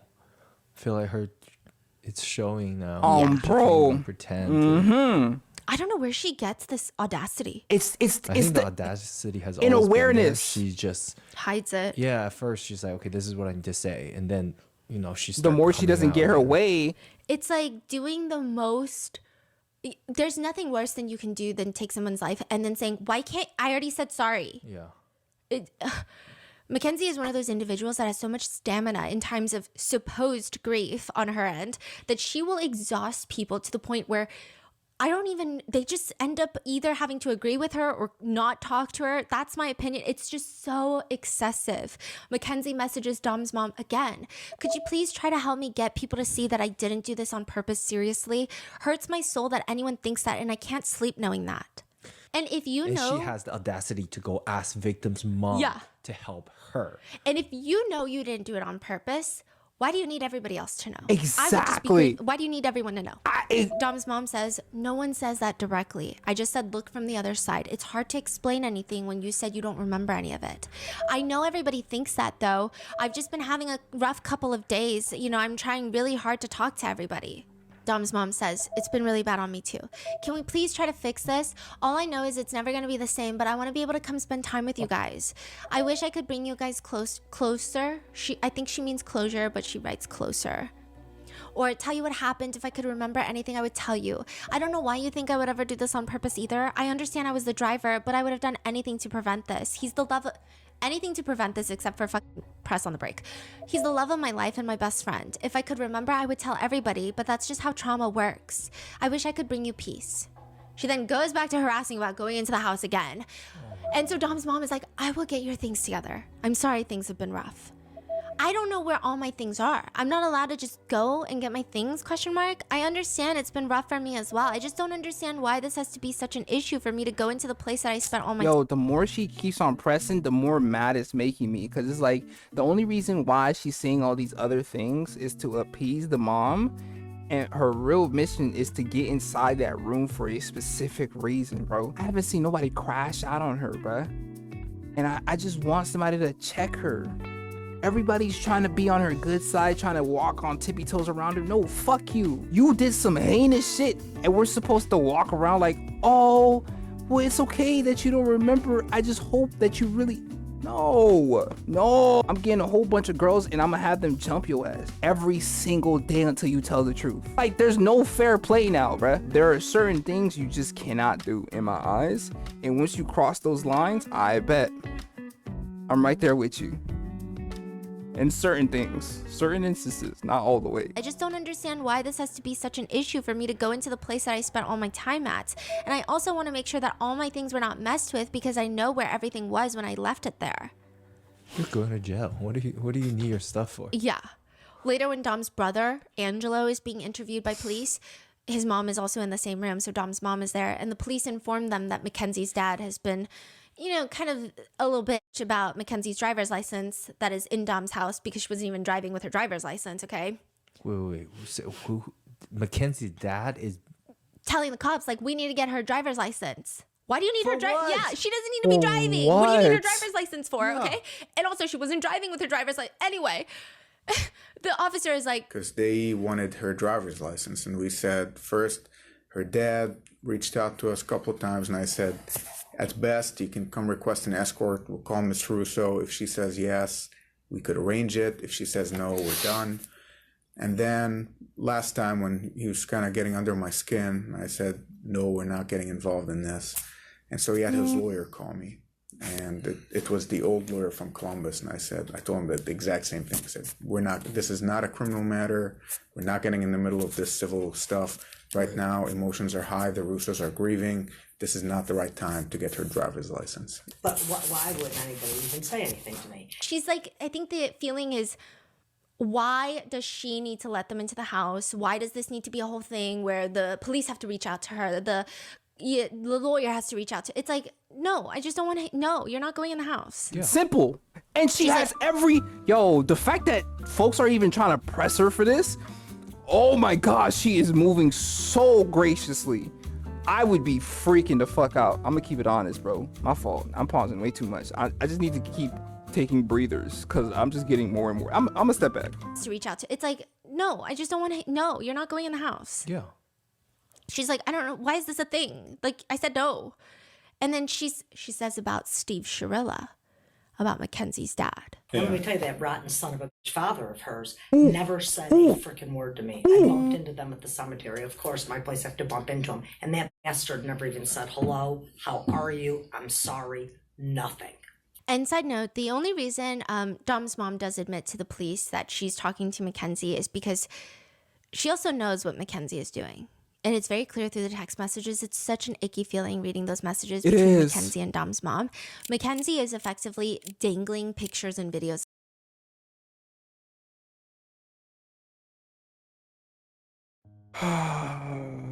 This is so fucked up, bro. You know, everything is already reminding her of her son's loss, and then you have the direct reason her son was lost, sending her pictures. And then look at this middle one, bruh. This middle one is me and Dom making pasta. Like he's still here. Oh, bro, she's doing this shit on purpose. I just feel that something's wrong in her head, and we've already established that. But I used to think that it was like she's just unaware. I think she's aware. Mackenzie is effectively dangling pictures and videos of Dom in front of Dom's mom. And Dom's mom knows. So like, if Dom's mom doesn't respond, Mackenzie's like, I just found this picture of Dom. Whoa. And she sends a photo? Yeah, my like in my gosh. photo book. And then a day later, if Dom's mom doesn't respond, oh, I just found this video. It's almost like this is the reason Dom's mom keeps responding, obviously. And Dom's mom is like, obviously I know. Like, she's dangling photos and pictures of Dom in front of me. She knows it's to keep in contact. And the cops sympathize with her and they say, she's playing on your emotions. And she's like, yeah. Dom's mom even mentions... She tried telling me the other day that she had some other medical conditions. And I think that was just fluffing to try to... Why wouldn't it have ever been mentioned to me before? Now he's dead and you're going to mention this at the cemetery. Who is? She's saying, like, she went to the cemetery, Mackenzie is there, and Mackenzie, after Dom is dead, is, like, casually trying to bring up, like, oh, I have so many medical conditions. Yeah. And Dom's mom is like, are you for real right now?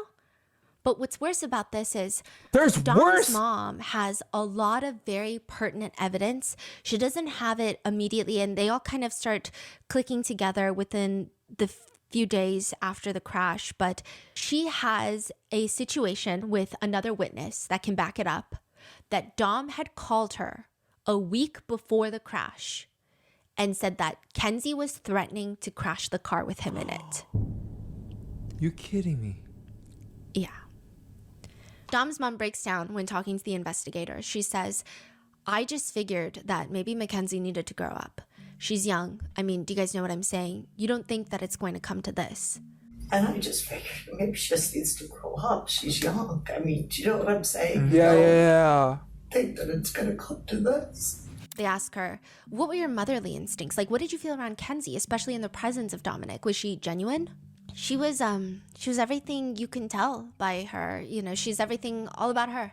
If you notice, prom pictures, every single time we try to get a picture, she's all over my son. I can't even get one without her in it. He catered to her. She claimed she had a gluten-free problem or something, and I would make dinner. And then I would be questioned on, was the stuff okay for her diet because her stomach? And if I didn't have everything that would have complied with her stomach diet, whatever it was, I never believed it. She's like, I never believed she was gluten-free. Which, side note, I don't believe either. Because she loves to tell people nonstop that she's gluten-free, but also she's like demanding Dom buy her Chinese food, Popeyes, like just lots of other things, yeah. And if I didn't have everything that would have complied with her stomach diet, would have everything. Is that raw chicken touching the broccoli? Am I tripping? Or is that the raw chicken touching the broccoli, bruh? I'm about my business. Oh, God. And if I didn't have everything that would have complied with her stomach diet, whatever it was, I never believed it, he would cook for her separate, always. She's a slob. She never cleaned. Her mother's house is a slob. My house isn't the greatest either, but I'm just saying, it's just, you know, if Dom's gonna cook for you, do the dishes. Clean up after yourself. Do you know what I mean? Exactly. So all of this, coupled with the fact that after being released from the hospital, Mackenzie goes to a Kid Cudi concert. What? Mackenzie cannot walk yet. She gets discharged from the hospital. She is in a wheelchair. This is like days after the crash? Or This is like weeks after because she was in the hospital for a long time. But still, she just gets discharged from the hospital. Actually, I don't even know if it's like weeks, okay? It's just like maybe a week and a half. But she's wearing tiny little booty shorts. She's in a wheelchair, a evil eye bikini, and her hair's in space buns. And she's just at a Kid Cudi concert. With who? Her friends? Yeah, and they're just like wheeling her around the freaking concert. Oh, what is that? Yo, it looks like a creature from Toy Story, from Stranger Things, from Invader Zim.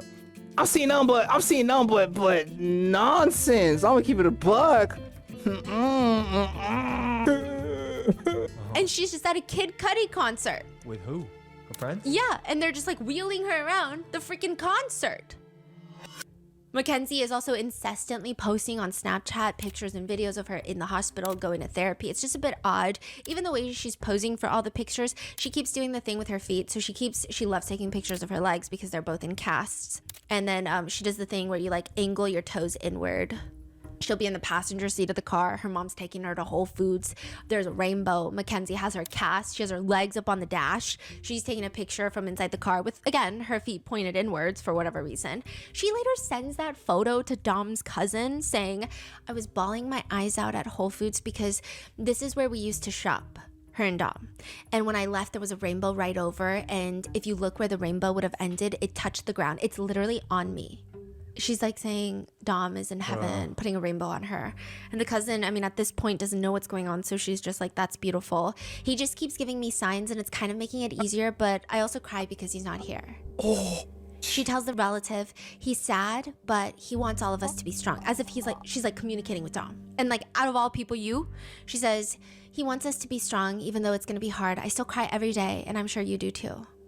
How the f- do you know that is my question. I mean, doing copious amounts of drugs every day doesn't make you a spiritual being. It probably just makes you a little more prone to hallucinations. I don't get it. The relative just doesn't get it either because she wants to keep talking to Mackenzie to get clarity because she's just always trying to reroute the conversation. Even Dom's cousin is like, keeps rerouting the conversation. She says, a lot of people think this situation looks bad. You know, the road in the grass. I don't understand it. You can be honest with me, I promise you. What do you mean, the road in the grass? I will be honest with you with everything. I'm trying to give the family closure. It makes it harder because I don't remember driving on the street for some reason, but the therapist told me people block out traumatic stuff because my brain couldn't process, but I just wish I did. There might be cameras that caught it though, which would make me feel so much better. And something else that's bothering me is I feel like the cops don't give a single fuck about this. Later, the cousin says, yeah, but you did kill 2 people and you're not a minor anymore. Mackenzie responds, I didn't kill anyone, it was an accident. But the cousin is saying, well, you're just like behaving weirdly still. Like, Kenzie, if I'm gonna be honest with you, I've said this before, a lot of people agree with me on this one about how you were reposting things about your modeling and stuff, but do you really think that's important in a time like this? I just don't understand that at all. I'm a pretty easygoing person, that's why I'm trying to hear your side as well, but it makes me angry. Thank you. I haven't posted anything since this accident happened. To which the cousin is like, you literally posted this and sends a screenshot. And Mackenzie responds, my modeling is the last thing I care about. You and your mom both responded to that modeling agency. There's no way in hell I posted that. The cousin is like, girl. So she's just gonna lie. She's just gonna lie. She's gonna ignore and lie? Hold on. Responded to that modeling agency. There's no way in hell I posted that. The cousin is like, girl. And what modeling agency did I respond? Because I haven't gotten a message from any of them. Yo. The relative sends another photo. Now Mackenzie is like, okay. They wanted to repost my pictures, so I told them they could. There's no issue with that. What? Okay, I just don't think it makes sense to be responding and posting that picture to your story and having your mom respond. I thought that's the last thing you should be worried about right now, but that's just my opinion. Mackenzie snaps. It's like, You think I should put my life on pause or on hold because of a blah, blah, blah, blah, blah. I didn't do this. It wasn't my fault. It was an accident. Watch. It doesn't snap as much with Dom's mom, but she types out, I didn't post that picture on my story. Dom would want me to be happy and try to live a normal life. If all these people were saying these things to me in real life, Dom would whoop their ass. And I'm not sure where this conversation is going. Is this like a trap or something? Are you trying to incriminate me or make me feel even worse than I already do? Everybody's acting like they were so close with him. Like I wasn't the one sleeping at his house every single night taking care of him and he was taking care of me. The love of my life is gone forever. I'm never going to love again. Her prison girlfriends would disagree, but I'm never going to fall in love again. I'm forever his, and I'm going to live on and do everything possible for him, whether it's eat the food he likes, wear the clothes he likes, go to the places he likes. I'm doing it for him. Yet later, she tries to argue like she went to Kid Cudi for Dom. Dom loves Kid Cudi, and they were planning on going to the Kid Cudi concert, yeah. How generous and remorseful can somebody be? Mackenzie rants about the people reposting about her, talking about the modeling agency, and that they're all haters, which the cousin is explaining, well, it doesn't really matter whether or not they're reposting it or haters, because why did you give them something to repost anyway? Like, why did you do that? Like, she's like, that's not the point, you know? It's not just them who thinks it's weird that you were doing what you were doing when the incident occurred. Mackenzie is responding about a girl named Alexis, who I guess has been reposting a lot of this stuff. And she goes, Alexis is a disgusting fat bitch that tried to home wreck my relationship with me and Dom because she wants her gross friend to be with him. And then I guess the cousin, like, I think both the cousin and Dom's mom tries to calm her down and then tries to reroute the conversations. The cousin is like, why do I feel like I know who you're talking about? Like, she's actually fat? And she says, Alexis is ginormous. Later, Dom's cousin asks Mackenzie, I don't think Dom was sober that night. I don't know if you remember, but do you? Mackenzie states, I don't know why you're trying to be all detective on me. You're digging for information. Mackenzie states, I don't know why you're trying to be all detective on me. You're digging for information and you're saying you're not trying to be rude, but it's honestly weird and very uncomfortable. How would she not? Why would nobody dig? What are you talking about? What are you talking about? Why wouldn't folks dig for information? You quite literally murdered 2 people and said that you don't remember, and then are now questioning why people are digging for information.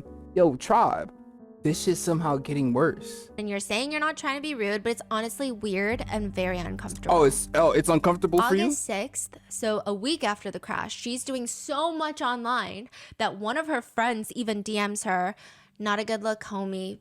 Like, best bet is not to post it, not to read the messages and such. Because Mackenzie is like responding to haters. Everyone's a hater if they think that she's morally corrupt. And she writes back, are people saying mean stuff? Not to my knowledge. I just don't think it looks good for you, that's all. There's the partying, but also weird posts. Like, there's this weird post where Mackenzie goes to Dom's grave with her mom. She's sitting in a wheelchair. And you know that, I don't know what the name of that tequila bottle is. It's like in that blue floral print, and there's a bell at the top that you can ring. Yeah, Okay. I think so. They bring that to the grave, the tequila bottle that rings. I guess. They're bringing a tequila bottle? Yeah, because you know it's customary to bring alcohol and like pour it onto the grave, and I guess they drank this tequila a lot. But the weird part is Mackenzie is filming herself. You don't see her face; you just see the gravesite, and she's like crying, and she's focusing on the tequila bottle, so you hear her sobbing. And then she's like telling her mom, "Ring it, ring the bell." And the mom is like looking at her, I think, like, how do I ring the bell? And she's like, just tap the top. And then she like taps the top of the tequila bottle and it rings. And then Mackenzie sobs harder. And I'm just like, what are we posting right now? This is so... Yeah. It's like... Can you ring the bell? You just hit it. But it seems like in the beginning, everyone is still trying to some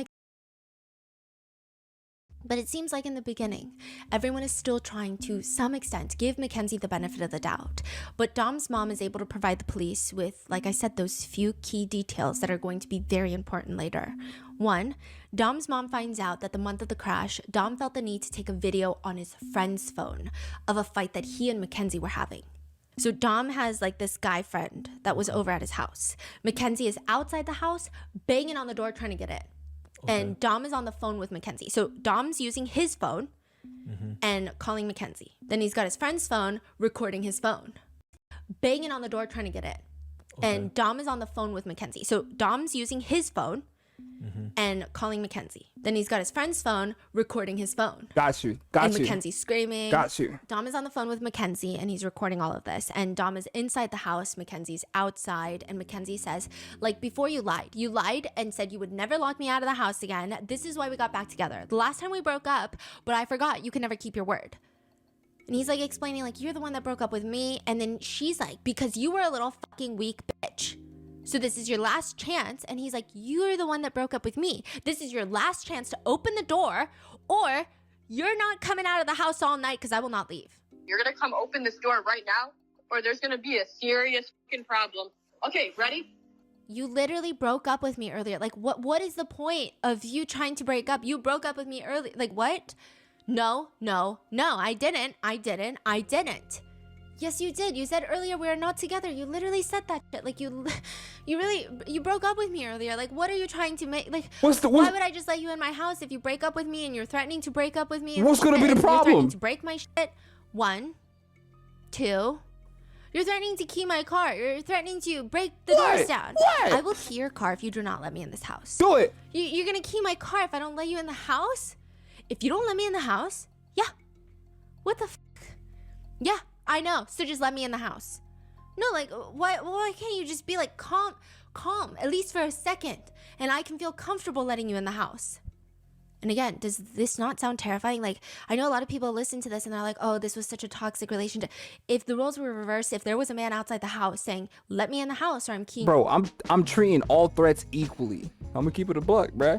If it don't matter who it come from. That's scary as shit. After I got my ass beat by a girl a couple times, I realized girls are not as weak as y'all niggas like to think they are, bro.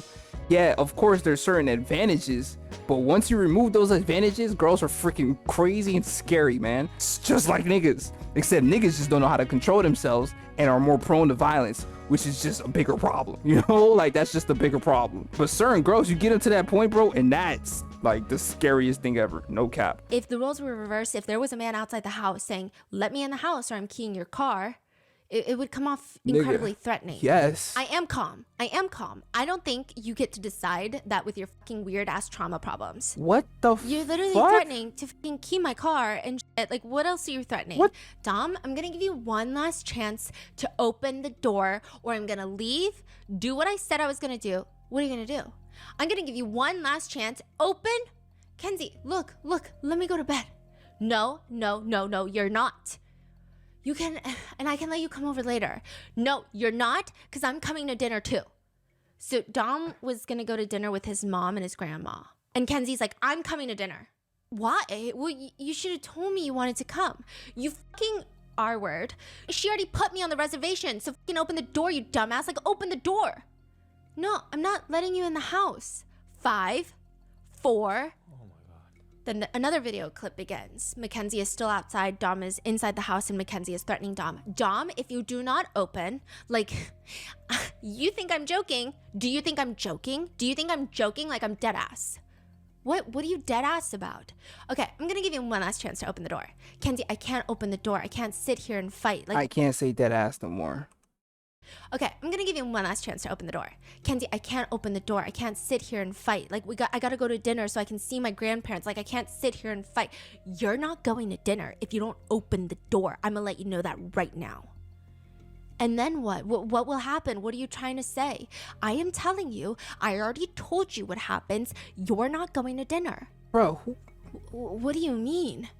You know exactly what I mean. You don't need to know exactly what I mean. You're going to open this door right now or there's going to be a serious fucking problem. I can't. No, like, you can't keep making all those threats. I can't open the door. Yeah. And you can't kick me out of the place you say is my home. Kenzie, I didn't kick you out. You took all your shit and dipped. You said we were done. Like, I did not say we were done. Okay, ready? I'm gonna count to 10. I'm gonna count to 10. The door's gonna open, okay? Stop hiding behind the door like a little fucking bitch. Ready? 1, 2, 3. Mackenzie, I can't open the 4. Okay, I'm gonna break something then. What are you trying to break? Open the door. Stop being a little bitch and open the door. I can't let you in my house with how you're acting. It's like as simple as that. Like, there's no way. Like, there's no way I should. I'm just gonna break the handle off. Fucking break the lock? Like, you're gonna break. You gonna break the lock and I'm gonna have to break a fucking bullet into your ass. I ain't gonna lie. Like, this is the type of shit that really gets you shot. I'm not gonna lie. I'm not even trying to pose as like, oh yeah, gangster man. No, this is a concerning, scary thing. I should just shoot you to alleviate the concern. Like, no, I'm not saying that anymore. Vraiment though, if you're threatening to open my door and break my lock, okay, how do I solve that? 1, 2, and 3, bro. There's no way I should. I'm just gonna break the handle off. Fucking break the lock? Like, you're gonna break into my house? Yes, I will. I will break into your house. You're right. I will break into it. It's not your house. It's my house. It is. Dom, now open the door. You have 30 seconds left on this phone call to open the door or we are done. She starts banging on the door and you can hear it on the video. Open the door right now. Dom, if you don't open the door, I'm keying your car. Why the fuck would you key? Are you serious? Okay, you have 30 seconds or I'm gonna do it. She starts banging on the door. There's cracking, there's banging noises.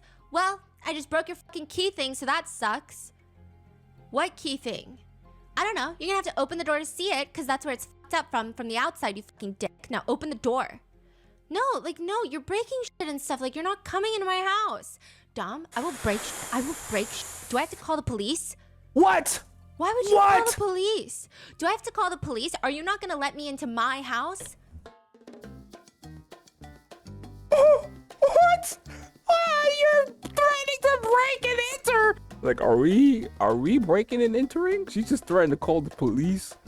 On Dom? Do I have to call the police? Are you not gonna let me into my house? This is not your house. All right, Kenzie, I'm calling your mom. I'm calling my mom. No, you're not. Yes, I am. No, you're not. Then we are done. If you do not let me in this house that I sleep in every night, then we are done. Prosecutors think this whole video is very interesting because, again, it does show the threatening behavior of Mackenzie, but also, why is Dom filming this video? He took his friend's phone to record it. That's a great and question. He's talking to Mackenzie on his phone. That's actually what would a compel great him question. to make this video to begin with, unless he feels like he needs to document this? But for what reason? Why? There's another video that Mackenzie herself has recorded where she's in the car and she's recording Dom. She has his phone and his wallet and she's not letting him get it. So she's in the car with his stuff. And he's just like, give me my shit, dude. Give me my shit. Mackenzie just responds, yeah, we have problems. Why are you trying to torment me? We have problems. Because you're trying to torment me. We have problems, Dom. Put that shit in my window and see what goddamn happens. We have fucking problems. What the fuck? Give me my shit, dude. Give me my shit. Yeah, we have problems. Why are you trying to torment me? We have problems. Because you're trying to fucking torment me. We have problems. I think he was just trying to get in. Oh. One person interviewed by the police states, I heard that Mackenzie would say if Dom ever broke up with her, she would self-exit. And just 1 week before the crash, Dom calls his mom saying he and Mackenzie got into a fight. Mackenzie threatened to crash the car on the highway. Dom's mom was super sick at the time. Like, she was hospitalized. Like, it was really bad. She was going through a lot of health stuff. She calls a friend of hers named Chris. And she's like, Chris, you gotta go save my son. Like, he's on the highway somewhere. Like, he's sending me his location. Mackenzie's like threatening to crash the car. You gotta go get my son. You gotta go get my son. So this guy is Chris. He gets in the car. Detectives also bring him in, right? And they ask him, when you were on the phone with Dom, because eventually Chris is calling Dom trying to coordinate where he is, can you clarify again what you heard Mackenzie say over the phone? She said she'll crash his car right now. They are driving? Or what's happening on the highway? They're driving. But they eventually pulled over. And then Dom got into Chris's car because Chris showed up. Mackenzie is driving. It seems that way. Now, there's different accounts of all these stories. Now, there is one account, Mackenzie tells Dom's mom, that's not what happened, right? I don't want to hear her Mackenzie is account. like, I was driving So the and negatives. Dom tried to yank the steering wheel and crash the car. Like, he just tried to kill me. Mackenzie's parents use her text message saying that this is what happened as evidence. I don't want to hear that. But I mean, Chris is like a third party witness. I'm sure he's close friends with Dom's mom, but just like judging with everything that I've seen so far, no one that knows Dom says that he is capable of yanking someone's. In fact, a lot of people say, interestingly, Dom is like not a regular 20-year-old guy in the sense that he drives pretty safely. Like, he's not a reckless driver. All of these things are useful to the police and they're completely relevant information. However, to really figure out what happened in that car, they need to know what happened that night. If Mackenzie's not going to tell them what happened in the car, maybe someone can tell them what happened right before they got in the car. Like someone at the gathering at Paul's house. Like Rosie and Remember, Bubba. There's 7 people there. Paul, Nina, Rosie, Rosie's boyfriend Bubba, Mackenzie, Dom, and Davion. Bubba and Davion are close. They play football together, so they've actually been close for a long time. Bubba's dating Rosie. So actually, Rosie, Bubba, and Davion have been close for years. And Rosie is really close friends with Paul. Nina is also really close with Rosie. Like, in fact, Nina and Rosie are going to be college dorm roommates. So they're all like a very tight-knit group. Oh. And then Mackenzie and Rosie have recently started hanging out in the past few months. And then Dom has just been kind of brought into the mix because Mackenzie doesn't like to go anywhere without him. And it seems like everybody likes Dom too. At some point, Davion had even lived at Bubba's house for a few months. So, you know, a lot of them have established friendships aside from Mackenzie and Dom thus far. And interestingly, you know, I think there were points where the police are trying to ask Paul, the owner, you know, this is Paul's house that they were all at, what Mackenzie and Dom's relationship is like. And he just tells them, if you want to know anything about Mackenzie's relationship with Dom, you have to ask Rosie. Rosie's the one to talk to. The prosecutor says this about Rosie. Rosie would have been the most likely source of information on what was going on in Mackenzie's mind leading up to the crash. You have no idea how hard I tried to get Rosie Graham to talk to me, to cooperate with me. This is in the Netflix documentary. The prosecutor says, but it's good to hear that she talked to you guys. I'm fascinated to hear what she has to say. So with this, everyone is like, why the fuck did Rosie not talk to anyone? And then she's just doing a documentary? Like, you're not talking to the police, you're not talking to the prosecutor, and then you do a documentary? Because she want the clout. Rosie says, obviously. The police called to set up an interview, and I was like, I'm not doing it. People always say the police will try to say crazy things, especially if you're alone and you're a teenager. It doesn't seem like we're trying to figure out what happened in the accident. It seems like we're trying to track down the next big drug dealer. I'm just going to run you through what happened in the Netflix doc and the social media reaction first, because after the Netflix doc aired, people on social media were pretty much dumbfounded. They're like, what the hell is going on? Especially with Rosie, because they're saying Rosie, she is a pretty big YouTuber. She's got like over 1 million followers. She does fitness challenges. She's big into Pilates. And so a lot of people had been following Rosie on YouTube. And then they're like, oh, this new true crime documentary came out on Netflix. Let's watch it. And they're like, that's the girl that I've been working out with on YouTube. And now she's defending Mackenzie. Like, what the hell is going on? We didn't even know that they were friends up until this. Nobody that follows her on social Netflix had been following Netflix on YouTube. Hey guys, welcome back. If you're new here, welcome. No. And then they're like, oh, this new true crime documentary came out on Netflix. Let's watch it. And they're like, that's the girl that I've been working out with on YouTube. And now she's defending Mackenzie. Like, what the hell is going on? We didn't even know that they were friends up until this. Nobody that follows her on social media connected them to. What's happening? And now she's defending Mackenzie. And secondly, why the hell is Rosie talking to a documentary crew if she hasn't spoken to the police? Why would she work with Netflix if she didn't work on getting justice for Dom and Davion? The only logical reason is because she would get nothing out of working with the police. I mean, I guess justice doesn't count, but she would get fame from working with Netflix. That's kind of what social media thinks. Like, that's the only way it makes sense. That's literally the Rosie truth. Explains in the documentary. That's what I've been so many saying. People were asking so many questions to all of us because they were like, you were there with them. You know, what did they take? You know, they were on something. They didn't give us a second to process what just happened. She says, in high school is when I met Kenzie. We started commenting on each other's Instagrams before we even talked to each other in person. We would like comment DM back and forth or Snapchat. She says, you know, Kenzie would make cute little TikTok videos of her trying on outfits. She would come to school with a purse instead of a bag, which I thought was really cute. I got along with her well. I'm like, you're cute. She's like, you're cute. And I'm like, we get along so well. When I met her, I had 200,000 on YouTube and TikTok, and she had like a few thousand followers. She always wanted to be a model like me, so me and Kenzie would hang out and just go do photo shoots. Rosie says about that night, I was just texting her to bring over some weed for the night. We were also talking about doing the mushrooms, which is why they brought them and they had them in the car with them. First of all, it wasn't a party at all, because in my opinion and everybody that was there, we call that a sleepover. And that was just like a friend's sleepover that we would normally do. I brought like a coloring book and like colored pencils. We were watching YouTube videos. We were having deep conversations and just sitting around. And we were also talking about doing the mushrooms. And then by the time they got over there, it was like 12 a.m. And we're all like, it's too late. Producers asked, so no mushrooms. Yeah, we were all just kind of like, it's really late. And we had like weed to smoke, so we just smoked weed. Kenzie didn't even smoke that night. Rosie and Bubba say that Mackenzie that night, she was on a smoke break because she was coughing up black mucus, bloody mucus. Rosie says, Kenzie was sleeping by like 3 a.m. All I remember is Dom just patting her head all night, cuddling up to her on the couch, and she was sleeping, and he was like caressing her hair. There was not one argument. There was not one moment of tension. There was not one bad vibe towards anybody. And then really early in the morning, around 5 a.m., Dom came into the kitchen, and I was like, are you guys leaving?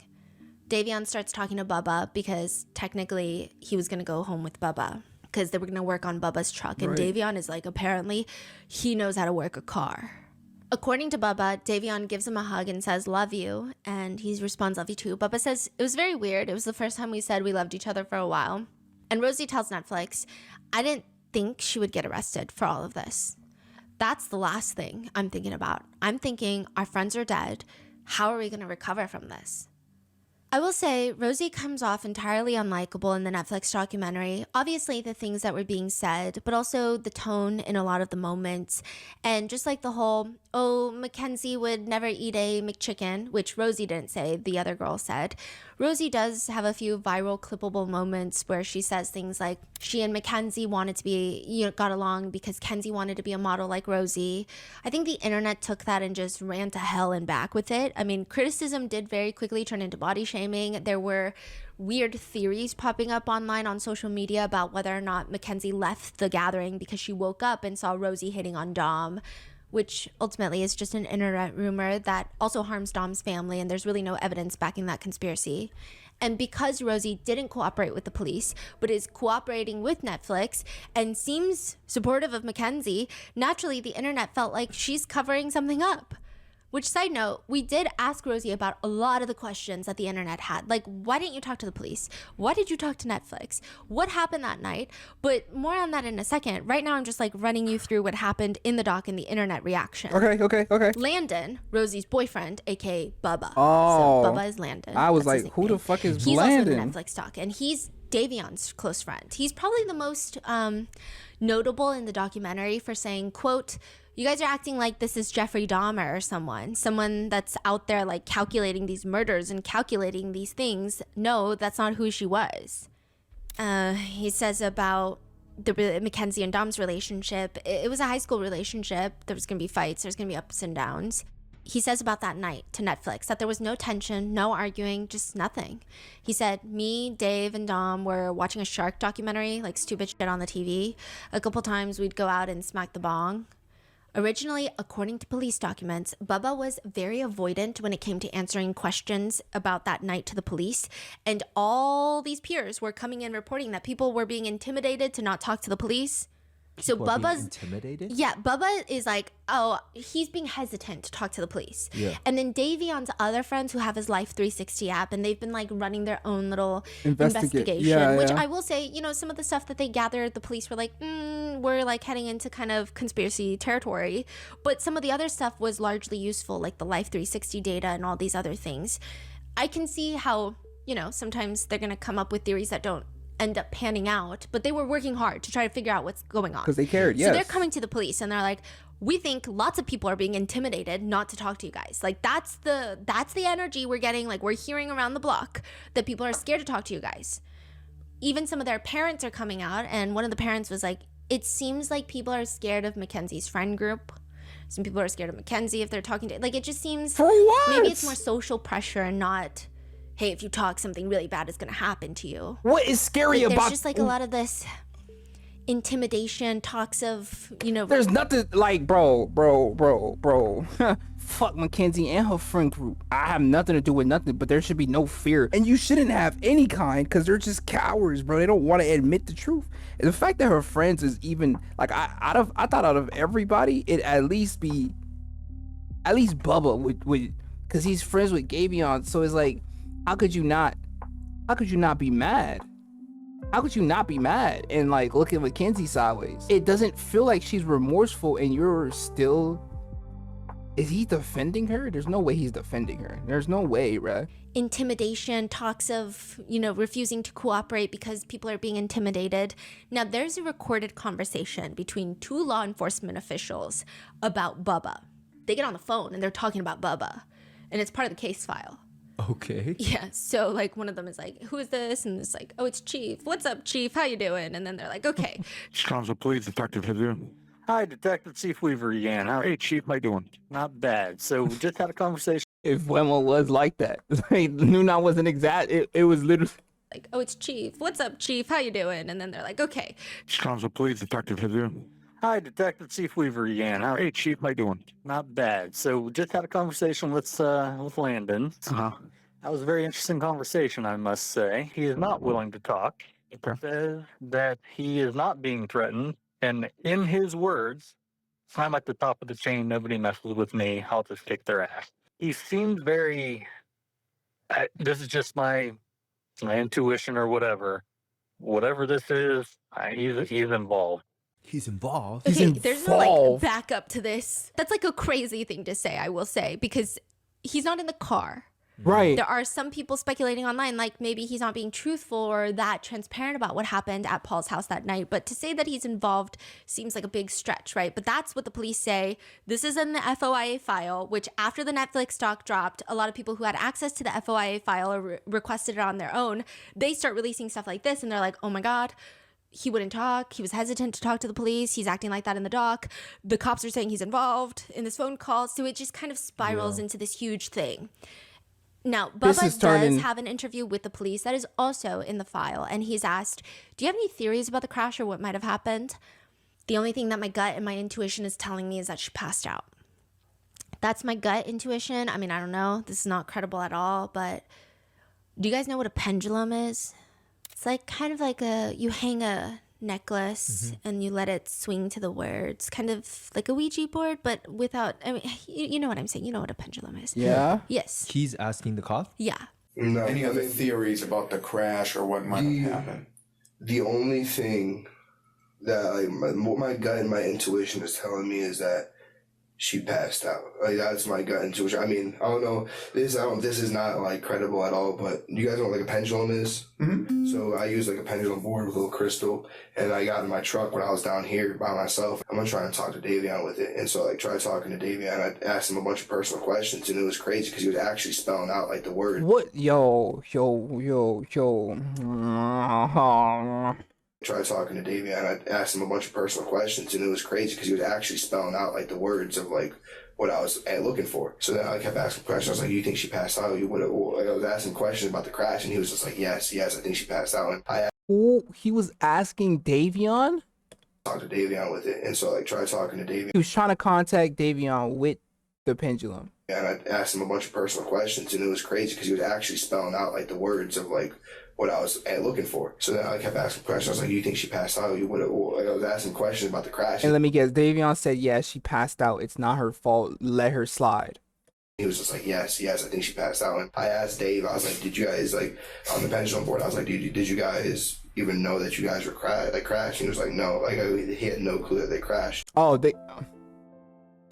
so I'm supposed to take the word of a freaking swingy, hypnotizing type device over the actual evidence produced by the vehicle involved in the crash, indicating that they knew some weird shit was happening. They tried to stop it. Oh yeah, Davion is saying forgive her. She's innocent. Let her slide. And also make sure you like and subscribe her new YouTube channel. That.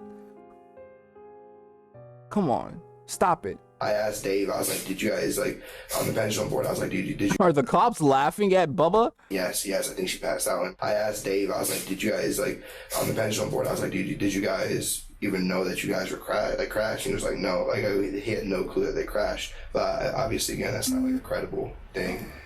He's saying all this to the cop? Yes, and what's even crazier is Mackenzie was very much into the pendulum. I don't really see Bubba. He's like a football player, kind of jock vibes. He doesn't really strike me as the person that would be into pendulums. That surprised me. Mackenzie was trying to get everybody onto pendulums, it seems, after the crash. She got Dom's dad to get into pendulums to try and talk to Dom. Successfully doing it? Yeah, Is it so... just out of grief and... Yeah, Dom's dad, and they're very transparent about this in the documentary. Dom's dad and older sister, they did not know as much. Dom's older sister is much, much older, and she has a child of her own. So, you know, naturally with that kind of age gap, and a 20-year-old guy is not going to tell his older sister everything going on in his life and relationship. I think they had less contact with Mackenzie than, let's say, Dom's mom.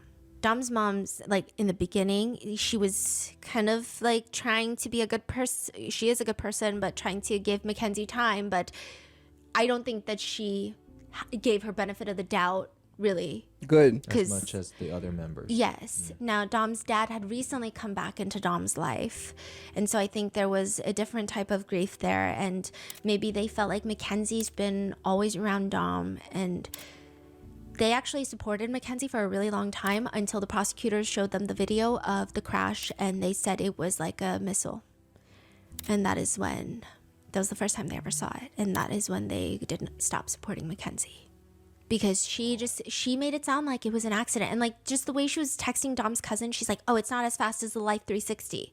So I think she was saying that. Tended to try and want to believe her. Yeah, I mean, guilty. I mean, innocent. Yeah, she got Dom's dad on the pendulum. So like the fact that Bubba's using a pendulum is kind of weird. Yeah. The pendulum is like a very depressing part of all of this. But back to the interview, Bubba says she had beef with everybody. Girls, guys, everything. Like they do not associate. People from Strongsville and Mackenzie do not associate. As to why so many people are coming forward to say that Mackenzie and Dom's relationship was bad at the time of the crash, Bubba says. So that's another reason why I think so many people are bombarding you with all this stuff that's false, is because they just don't like her. They want to see her down. They want to see her do all that. And I know that for a fact because a lot of people do not like her. Because she's a dirtbag, bro. If you think everybody in the world is against you, you the problem.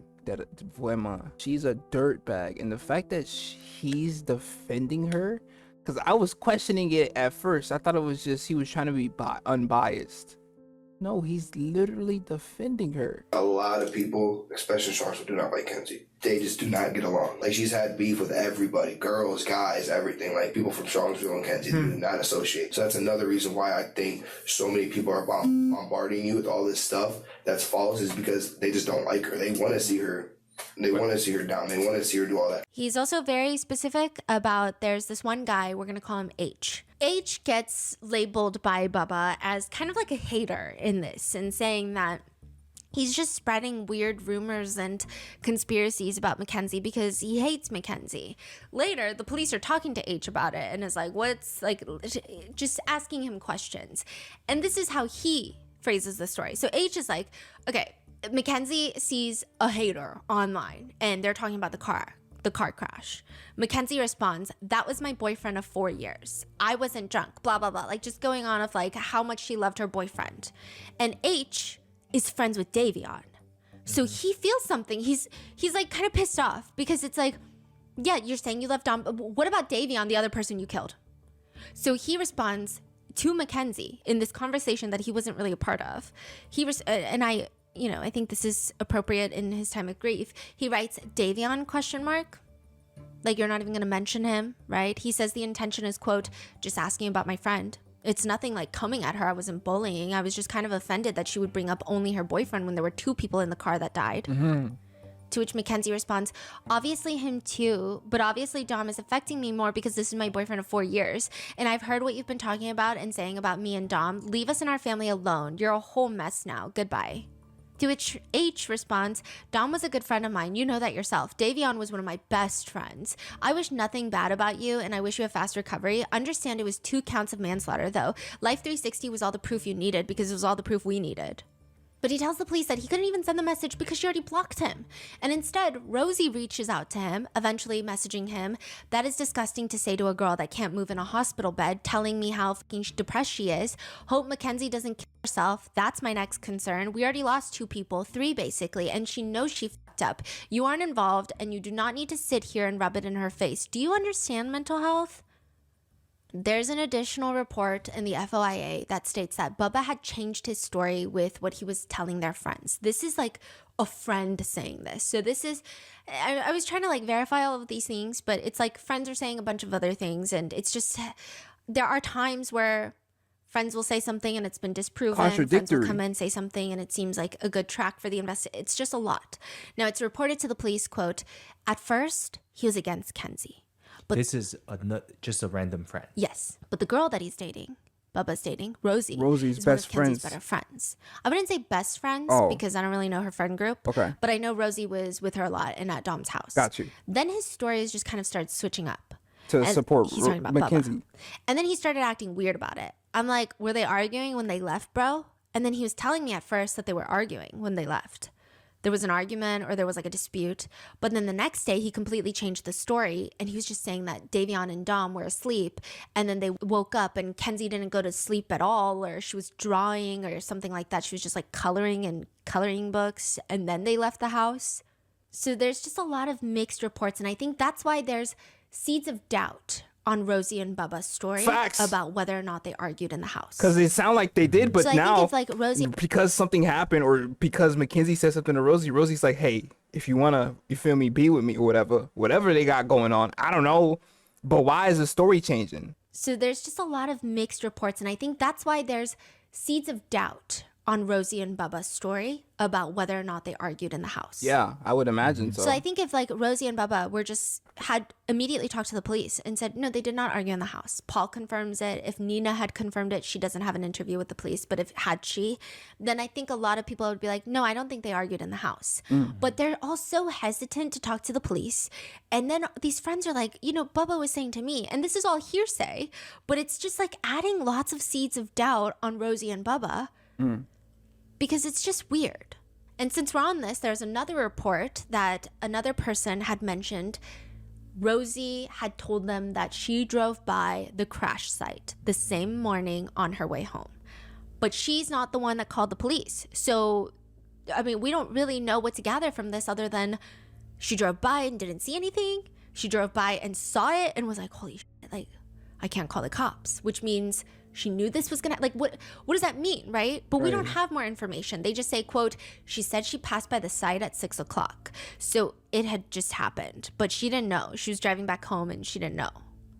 The officer is like, she didn't know. How did she not? Yeah, but she was tripping and she dropped Bubba off at his house, which I don't think is accurate, but like it's just like there's so I'm many not people understanding. reporting things to the police. So more on all of this in a second, because we asked Rosie and Bubba about all of this. But then another report comes in from someone that is very important to the investigators, Davion's mother. Davion's mother states, because Bubba finally, after hesitating and not wanting to, finally talked to the police.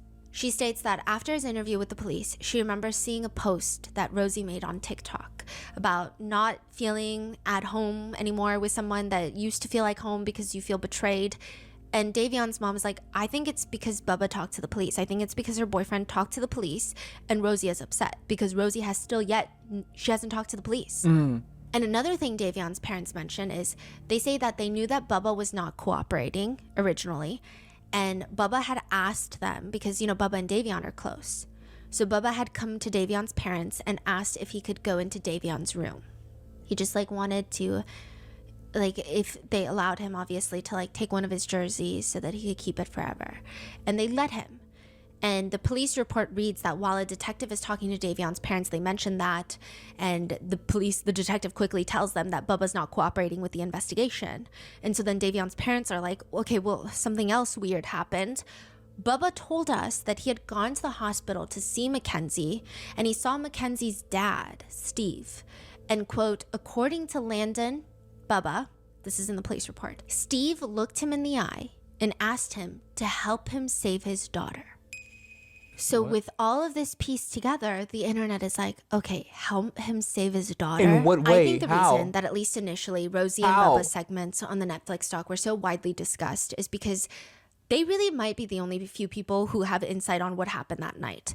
And it's odd that they seemed so evasive about talking to the police, cooperating with the But investigation. we're so cooperative with that Netflix. they're not defending, but somewhat supporting Mackenzie, even though they've been friends with Davion for way longer. There's just a lot of questions netizens have. Why? So we asked Yeah. them, and Rosie and Bubba responded. Now, I will say that I was not on that phone call. There was a schedule overlap, but also we thought it would be best for me to remain as objective as possible, and I thought the easiest way would be to not be on that phone call. So who I asked? gave my researchers a list of questions that I had. My researchers also had their own list of questions, and we were just rapid fire, making sure that everything got answered. And I will say that Rosie and Bubba do not have seemed to be at least evasive to any of the questions.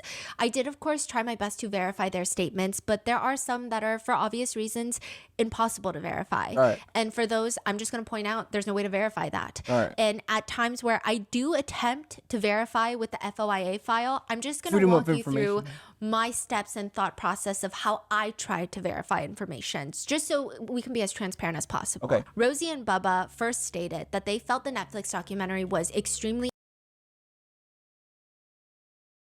Who's saying this? edited and twisted in a way that does not represent Wait, how they wait, wait, treat sorry. Hold on. information. Say- Just so we can be as transparent as possible. Rosie and Bubba first stated that they felt the Netflix documentary was extremely edited and twisted in a way that does not represent how they truly feel. Rosie told us that she was under the impression that the Netflix doc was talking to her and Bubba about the viewpoint of losing friends in such a tragic way at such a young age. She says, I just feel like it really was twisted in a way that we never anticipated. Rosie states that it wasn't what she was expecting to represent her feelings about the whole situation. So they were describing that Rosie had an 8-hour-long interview with producers. Bubba had a 15-hour-long interview, and it was just like rapid fire questions all day. And they said that they answered each and every single one of them. And when they saw the final documentary, they even thought the original documentary was going to be a 3-part docuseries, but it got cut down to just 1.5 hours. Rosie states she felt like they just took out a lot of things for simplicity's sake. They never got an early viewing of the documentary either, and when it did release, Rosie and Bubba stayed up till like 3 a.m. to watch it, and they state that they were taken aback by how much was cut out. For like 8 hours, 15 hours, they say it's only like 15 minutes make it in. And they thought that it was not a good representation of their interviews, is what they state to us. Rosie shares her grievances with the way the documentary cut her parts, stating that she felt a lot of trust with the production team. She says They did Don't Fuck with Cats, which is honestly great. We think it's a great film. Everybody loves that. We just watched it a while ago. So they had a lot of reputable films. I thought they would take our story responsibly, and they were always super nice every time we communicated with them. And we really poured our hearts out, and they came into our house like multiple times. They felt it was just not accurate of how they feel. So how do they feel? The biggest question that we had for Rosie, other than what happened that night, was why would you not talk to the police, but you want to talk to Netflix? That also seemed to be the biggest point of contention on the internet when it comes to Rosie. That's a good question. I did see through the police file, throughout the police report, there are multiple mentions in the detective's incident report that he has reached out to Rosie and she has declined to speak with him. He's like reaching out multiple days. This is a major, completely understandable point that's being made online. I too am of the belief of like, how can you really grieve the loss of two friends, but you did everything you could to avoid helping the investigators figure out the truth of what happened that night? It doesn't make sense. You feel me? It does give cover-up 'Cause it's vibes, for clout. understandably. So we asked, clout. why did she not talk to the investigators? In the documentary, in the Netflix documentary, the prosecutor is also interviewed, and he states, quote, "You have no idea how hard I try to get Rosie Graham to talk to me, to cooperate with me. But it's good to hear that she talked to you guys. I'm fascinated to hear what she has to say." So we asked Rosie, and she states she did talk to the prosecutor. Really? Yeah, she says, quote, "I did speak with the prosecutor, and I don't really know what got lost in communication with them." She later mentions that she had 2 phone calls with the prosecutors. One was an hour long, the other one was 30 minutes long, and that she has the phone record to prove these calls happened. Now, here's what I did to verify this statement. Like I said, there are multiple mentions in the detective report of trying to get Rosie to come in for an interview.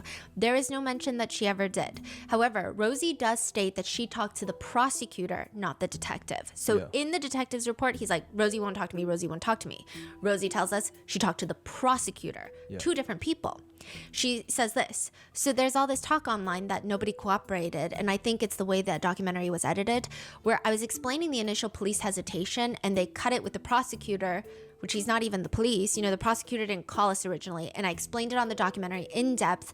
And once Mackenzie was arrested, the prosecutor called me. It went to voicemail. I called him back, and I have phone records of 2 phone calls with him. One was half an hour, and the other one was an hour long. The guy who's saying that in the Netflix doc, He's saying that that's he the never. prosecutor. Yeah. Exactly. So the prosecutor, she's saying they did speak. Yeah. Then why did he in the documentary saying? She thinks it's the way the producers edited it. Oh, so she's saying the prosecutor could say, "Oh, you have no idea how much I've tried. I'm fascinated." Yeah.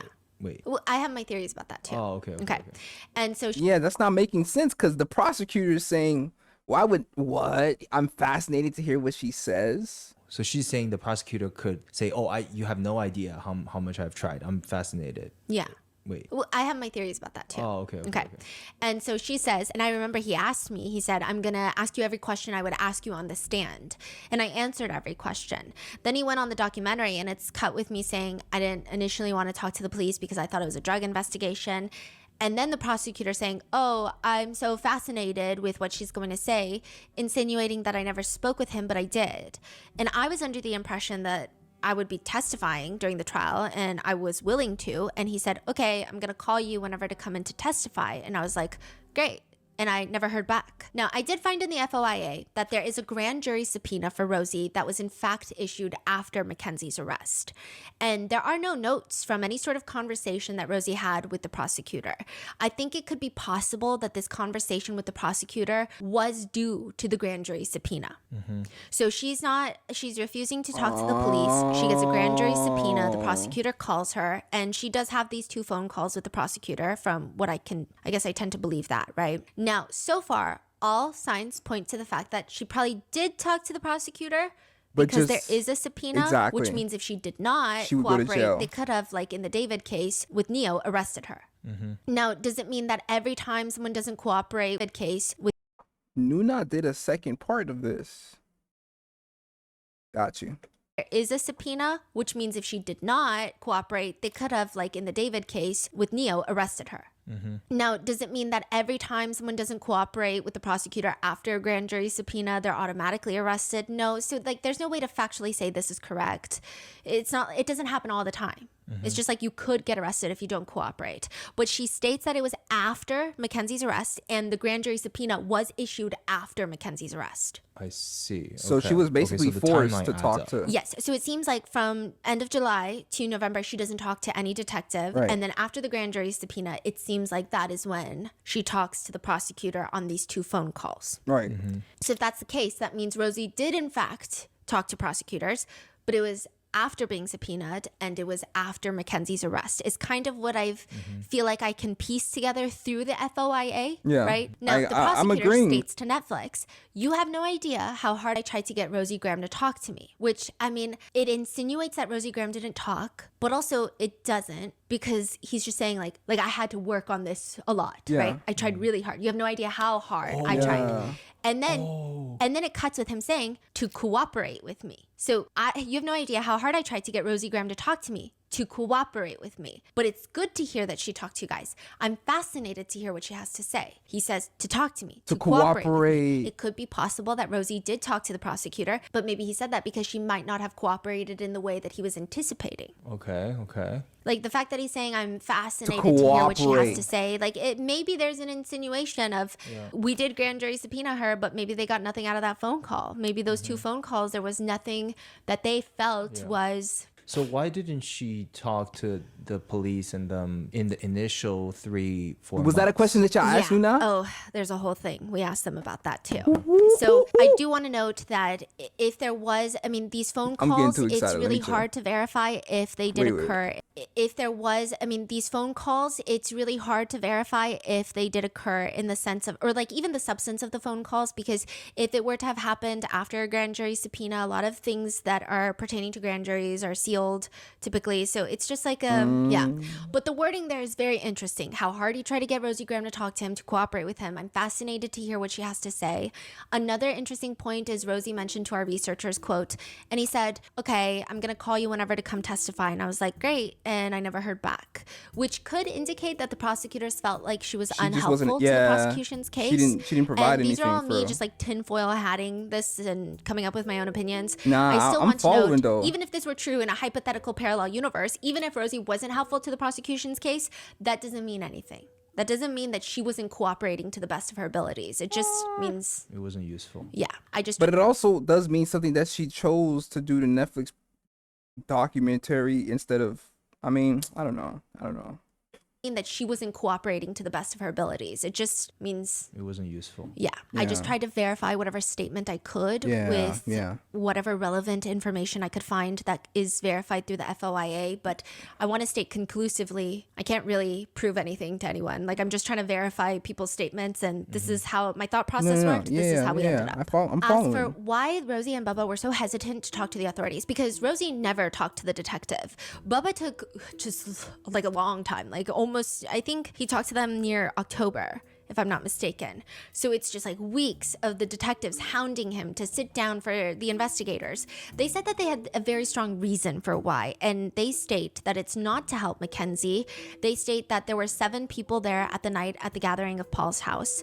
Paul, Nina, Rosie, Bubba, Mackenzie, Dom, and Davion. Dom and Davion obviously can't tell the police what happened that night. Mackenzie's the one being investigated. Paul, Nina, Rosie, and Bubba. Paul actually spoke with the detectives. Yeah, Bubba he says fell they asleep, all though. had interviews lined up right after Paul. So Paul was the first one to go in for an interview. And then it was going to be like Nina, Rosie, Bubba. Like they all had it lined up and scheduled. And I could actually see on the detective's report, like Rosie had an interview scheduled. But after Paul gets out of his interview, he communicates with the group. And according to Rosie and Bubba, obviously we didn't talk to Paul, but he communicates with them that the interview's not good. They were like, he was basically telling them, this is what they say. Yeah, it's not good in there. And objectively, I didn't find anything necessarily alarming. Granted, I think being asked questions by the police for such a serious investigation and asking about shrooms and purchasing shrooms and tripping, I can understand maybe it heightens someone's emotions and makes people overthink.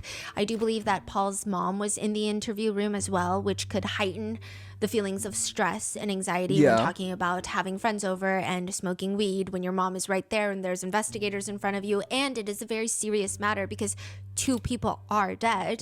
So I can completely understand the heightened emotions. However, there's nothing particularly stand out about Paul's interview where objectively from a third party I can say, oh my God, like abort mission, like this is bad, like it, right? it was a But I can normal see- question. You saw his interview too. Yes. Okay. Now, Rosie relayed to us that Paul was kind of getting freaked out by the line of questioning. I could verify this. There were questions about guns. Guns? Like, do they own guns? Yes. So they were specifically asking if they ever saw Dom with a gun, if a gun came out that night at the gathering. Did you ever see him with a gun? I know he had them. I never saw them. Right.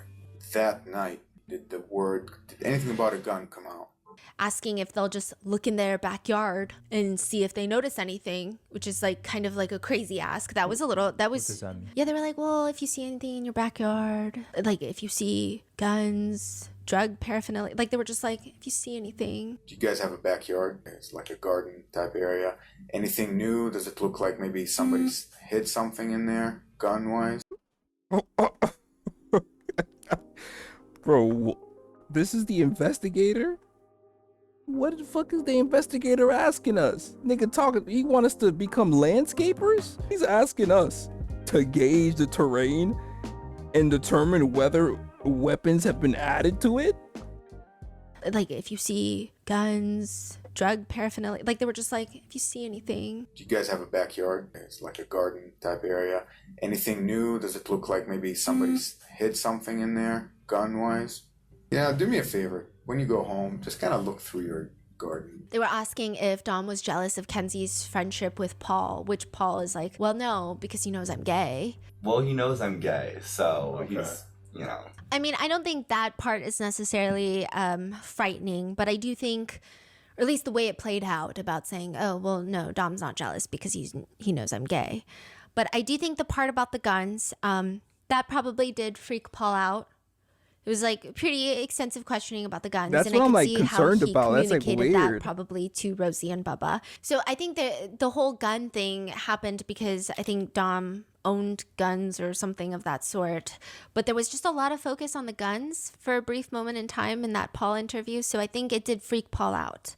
So I think there was just a lot of things happening. Like they're asking about guns. They're questioning him about drugs that night and 2 people are dead. Yeah. And there's just... I think he could be very frightened after this interview. Now, one thing that I did take note of, but I didn't particularly know how to feel about it, was that I did take note that in the interview with Paul, and this is before our researchers spoke with Rosie and Bubba, there was a DEA agent from the Drug Enforcement Administration. Now, the DEA officer mainly gave a whole little like mini lecture at the end of the interview that he's just like, oh, well, weed is not a gateway drug. Drugs are bad. You're going to college. You look like a good kid. Don't be doing drugs, like don't be hanging out with the wrong people just because there's talks of them trying to buy shrooms and trying to take shrooms, and so there was just like a whole drugs can ruin your future and your lives type of conversation. Drugs are kind of my thing. You? It's a DEA agent. Oh, okay. Or You seem like I ain't gonna lie, bro. The moment you say some shit like that to me and then you try to give me advice, it's like drugs are kind of my thing. Your future and your lives type of conversation. drugs are kind of my thing. You? It's a DEA agent. Oh, okay. Or You seem like a really good kid. Thank you. absolutely. Very polite, well-spoken, honest. I think you may have some friends that you should be real cautious about. And I think everyone says weed's not a gateway drug, shrooms, this and that. Be careful. The DEA agent, I don't know why he was there. Is he here just to talk? That's what I thought. Right. Right. But I guess maybe his presence alone, whether it was not important, because sometimes DEA agents will also just like support other investigations. Yeah. I don't know, right? But it could also be the fact that there is a drug element to Mackenzie's case. She was found with shrooms on her person and she was charged for drug possession and possessing criminal tools. So it does make sense that maybe a DEA agent is involved. Okay. But I think all of these elements, Paul reiterates to Rosie and Bubba, and they said that they were freaked out. They said that they thought this was a drug investigation. That's a fair Rosie freak and out, Boba though. thought this is a drug investigation. Yes. So I think Oh, no, the way that's not that they fair. framed it I was talking about or Paul's said freaked to out. our researchers is what Paul told them about his interview. They started all feeling very freaked out that they're investigating not the accident, but drugs and like like drug trafficking. So like they said that they were feeling hesitant. Listen, I don't know, this is what they're saying. Now Paul tells them that the cops had even like printed out text messages between Rosie and Mackenzie, where Rosie that night is like, How I feel about that? They're moving under the operation that this shit an accident, but doesn't it feel like it isn't though? Do they just ignore that feeling? they said that they were feeling hesitant. Listen, I don't know, this is what they're saying. Okay. Now Paul All right. tells All right. them that All the right. cops had even like printed out text messages between Rosie and Mackenzie, where Rosie that night is like asking to buy weed and shrooms. So I think that freaks Rosie out because she states, that freaked her out. Rosie okay. says, so I told my dad's a cop, ex-retired chief or whatever, which they always feel the need to bring up. So she's like saying, people always bring this up as if like I'm part of a cover up. She says, but really it has no play in this besides me being like, well, they're asking about guns and drugs and I don't know anything about that. So she's saying that Paul tells her what happened. She goes to her dad and is like, I don't know. They're like asking about guns and drugs and I don't know anything about guns and drugs.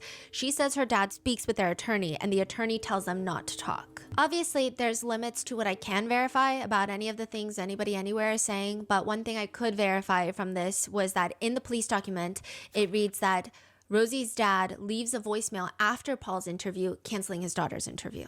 He doesn't really state a reason. I think at some point they state like mental health, but it is after Paul's interview. So they did have, yes, but I don't know if that's why they canceled the interview, right? This is what they told me or told our researchers is why, but I can't verify. Right. But the timeline does check out. So you can't even now, talk to Paul Rosie's notes dad, something bro. interesting in his interview that when he visited Mackenzie at the hospital after the crash, Natalie Shirilla, Mackenzie's mom, told them not to talk to the cops.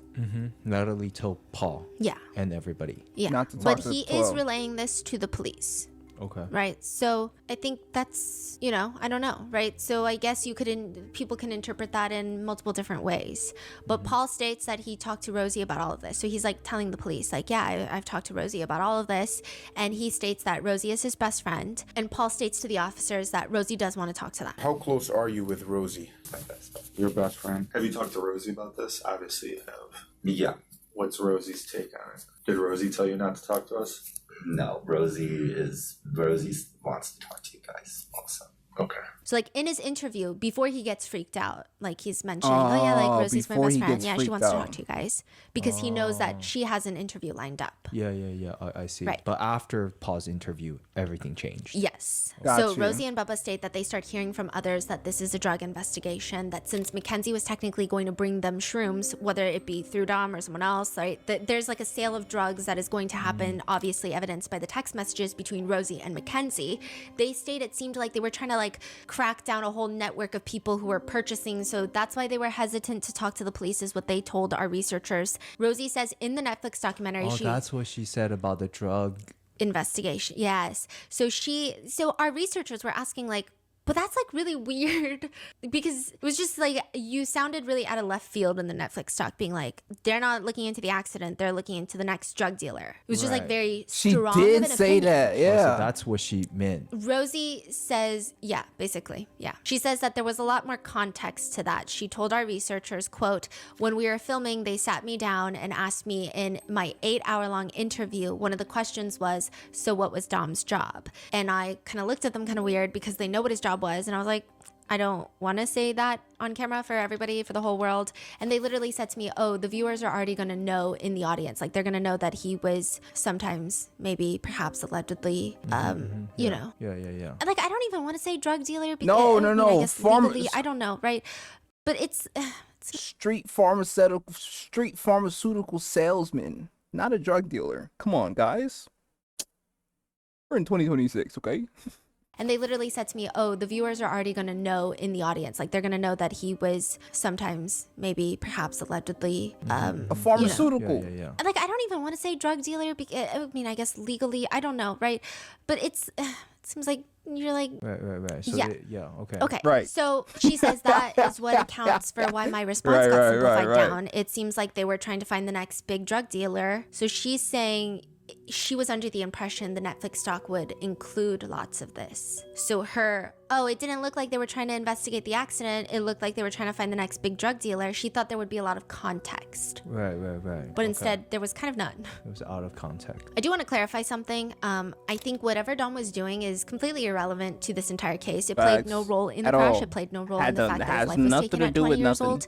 And the only definitive part that really matters in the context of the crash and drugs is that drugs were found on Mackenzie's person. When she was pulled out of the vehicle, they found a whole bag of shrooms on her person. Now, Rosie and Bubba are saying that they were under the impression, like I said, that this is a drug investigation. That's what they're telling us. The police document also notes that the detective did reach out to Bubba's college football coach to try to get Bubba to come in for questions after all of them canceled their interviews. So it does seem like what about Nina? Nina's not really like, they don't really care about Nina.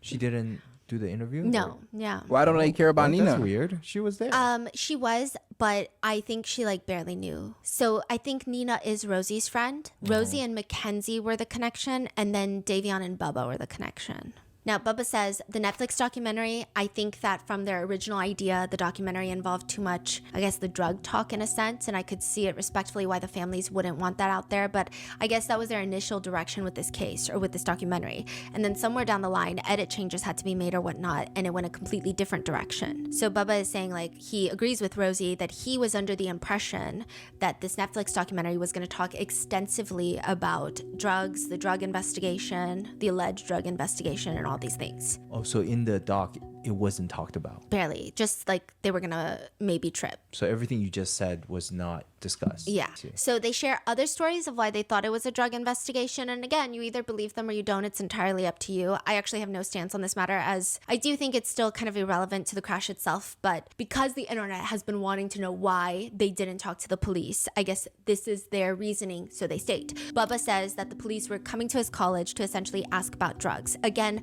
furthering his belief, he states that the police were not interested about the night in question, that they were not interested in the car crash, that they were interested in figuring out some sort of nefarious drug network that it doesn't really exist. So he says, quote, after practice, it's the 7th game of the season. They called me up to the coach's office, which is at the top of the Don Drum Stadium. I go up there and they're like, so we've been getting reports. The dean of the college is getting reports that you're involved in a drug trafficking case back at home. And that if you become a suspect and not a victim, we couldn't have that image on the team. Bubba says, I was flabbergasted from that. I was like, drug trafficking? I'm like, what the hell is going on? Because even at this point, anytime the police reached out to me, they would come to my dorm and it was never about drugs. It was always about like, are you being intimidated not to talk to us? Is someone intimidating you not to talk to us about that night? Again, this is one of those things where I could not verify. But if the school is telling him drug trafficking case involving you, they must gotten that from someone, from the police, right? Yes, but I can't verify that the school did say that to him. The only thing that I could verify is that the detective did reach out to his football coach. Let's say if that is true, then what does that mean then? That means potentially there could be investigating for something more? I think it could have been a dual investigation. I think they could have been running a homicide investigation, and then the DEA agent is in the line of questioning for a lot of these interviews because he could also be running his own investigation into maybe like a high school network of transfer of weed and illicit substances. Okay. So I could not verify that conversation, but like I said, I do know that there is mention in police reports that the detectives were reaching out to Bubba's football coach, and it seemed like they were repeatedly going to Bubba's college, and that is kind of noted. It did seem like they were trying to apply pressure to get him to talk, which isn't okay. But even I'm kind of confused, Tribe, because listen, even if they thought that the police were simply trying to get the next drug bust or whatever it is, why still not cooperate and just explain that it's not even that? Rosie and Bubba have been closer friends to Dom and Davion than Mackenzie. So I'm confused on why they're not trying to get the full truth of what really happened in that car. Deadass. Vuemando. This is like, what does it matter if the police were searching for that? Like, just tell them the truth and the police will switch their search, or they'll have double search. They'll search for drugs and search for the lead that you potentially can provide them. I'm lost on why they're using this as an excuse. Like, it's not swaying me in any way, shape, or form. This whole time, now I'm really listening. I haven't been pausing as much because I'm really trying to gauge their behavior now that we actually get to talk to them. And I'm gonna keep it a buck, bro. I'm disappointed. I thought these were friends. You're defending Mackenzie, essentially. You're on Mackenzie's side. How? It did seem like they were trying to apply pressure to get him to talk, which isn't necessarily always a bad thing on the police's part, but that's just what I could verify. And as for the two officers talking about how Bubba told them, who's gonna intimidate me? I'm big dog, right? That wasn't one of our questions, actually. Like, that was not one of my questions. That was not one of our researchers' questions, but it did come up naturally. And Bubba states, I simply told him, like, I wasn't being intimidated. And he's like, I'm like, no, bro, I'm like 6'2". Like, I'm not gonna be intimidated. No one's threatening me, like, to not talk to the police. I think I said something along the lines of, like, I'm big dog at home. Like, he says it wasn't meant in any way. It was more of just like, I'm the second biggest kid in our high school. The first one just went to the Detroit Lions this year in the draft. I was the second biggest in the school after him. So he was explaining to our researchers, like, when he said I'm big dog, he wasn't trying to be like, I'm top dog, I'm the shit, like, no one messes with me. He was like, it seemed more like he was trying to say, like, he's like, I'm just a I'm like dude. a fucking big dude. Like, I don't think, and he's trying to express to them he's not being intimidated. Okay. But again, this is not information I can verify. Right. He says he eventually chose to talk to the police because he was reassured it was not a drug trafficking case. So at what point did he, you say it was October? Yeah, around October. I see. So he look mad friendly, bruh. You may be big dog at home, but you a golden retriever? Nah, let me chill. Cause what if, I mean, you know, he got a thick mustache and everything. I don't know if I want to apologize. The way you're moving Ryan Bubba Garcia, I don't particularly appreciate or like. I can't tell if you just a dog following what your girl saying instead of actually trying to figure out what happened to your friend Davion, bruh. I'm not gonna lie, I just can't figure it out. So that's why I kind of want to roast you, but I'm just not sure, bruh. So the line of questioning would be about the crash. So that's when he goes in and he sits with the interview or the police. Now, regardless, Rosie and Bubba state that they both spoke with the authorities. Rosie with the prosecutor, Bubba with the detective. And they state that their whole hesitancy came from the fact, not because they were trying to help Mackenzie, not because they were trying to cover up anything from that night, but because they state they believe that the police were investigating drug trafficking. Yeah, and Rosie states that she even received a phone call from a DEA agent after Mackenzie's arrest stating, I heard you're involved in a drug investigation from 2022. I couldn't verify that, obviously, but... And since we had Rosie and Bubba on the line, we just wanted to ask them all the questions that kept circulating on TikTok. I'm just going to tell you pretty much verbatim what they said. I'm going to try to take out as much of the rambling for clarity's sake. These were their responses. And of course, they are going to advocate for themselves. So we did try to fact check as much as we could through the police reports. But like I said, when it's unverifiable, I'm just going to state that outright. About their friendship dynamic, they state that they have been hanging out with Davion for years, since Bubba and Davion played high school football together. As for Mackenzie, Rosie just started hanging out with her and Dom. Quote, just a few months prior to the accident, we just randomly started hanging out every day, back to back. Next day, she would call me, like, what are you gonna do? What are you gonna do? And what are we gonna do? And so that's, you know, why I feel like I can speak from a point of like, a lot of people want to say there's crazy internet speculation, and a lot of people say, how could you not know their relationship was so toxic? But personally, we just didn't really see that side of them. I mean, as I said, we only started hanging out with them in the months prior. So she's saying like, I'm not, like, I didn't know them for years. And that was another thing online. A lot of people were saying things along the lines of, well, I mean, we are all bashing Rosie, but at least she's a ride or die best friend to Mackenzie, and we would all probably want a ride or die best friend. Rosie states that she actually is just like a recent friend with Mackenzie. She states that while they did hang out every day for a few months because they had gotten to know each other a few months before the crash, she states it's not like they're best friends. She states that she already has her best friends. She has her really close friend group, and Mackenzie is new to the friend group. She states that she does not feel the need to cover up for her or anything. Rosie states that it just wouldn't make sense for her to lie and stand by Mackenzie because they're not really best friends like that. Rosie states it seems like the internet is all accusing her of covering up for Mackenzie, but she states that she doesn't have a reason to cover up for Mackenzie because they're not even best friends. Now, in the FOIA file, I mean, I tried my best to verify. There is a little over 600 pages of text messages between Mackenzie and Rosie. We did read through all of it just to figure out what kind of friendship it was. It was kind of a bizarre friendship. So, for example, July 6, 2022, Mackenzie texts Rosie, "Do you like matcha?" Rosie responds, "My mom's being really annoying and I have to go shopping with her to get food. I asked her for food money and she started arguing with me." Mackenzie responds, "Oh damn, come next time." And also, like, you post yourself in a bikini and like show your butt, but like if I did that, my whole TikTok would be getting fucking banned. I'm so jealous. Yeah, I need to get money, bruh. I don't even know what I'm gonna do to get famous. Oh my god, I don't know why they do that to certain people. Dude, we're perfect duo to be famous. This is 25 days before the crash. Rosie tries to sympathize with Mackenzie about her TikTok that keeps getting banned. They banned like 3 of your accounts, I feel like, and literally like we're gonna be on our model shit. Mackenzie sends Rosie a picture and says, "This is what got removed." Rosie explains that she tried to send Mackenzie a TikTok, but they banned Mackenzie, so it's too late. "Your account is there, but no profile pic and I can't DM." Mackenzie's freaking out like, "Oh my god, they took my profile pic? Should I go private? I hope they don't ban my whole account." That happened to me the other day, and then it just went back to normal. Mackenzie will then send Rosie, "I'm making a media kit, you gotta tell me if it's good." Side note, this is Mackenzie's media kit, by the way, and she writes, I don't wanna- "My name is Kenzie Shirilla. I'm a petite model from Cleveland, Ohio. I love to express my personality through fashion and photography. One of my goals on social media is to help people be themselves and embrace the style they love." Nigga, you were just telling folks to off themselves in the last yo. Not only body shaming, racist as hell. I am extremely body inclusive.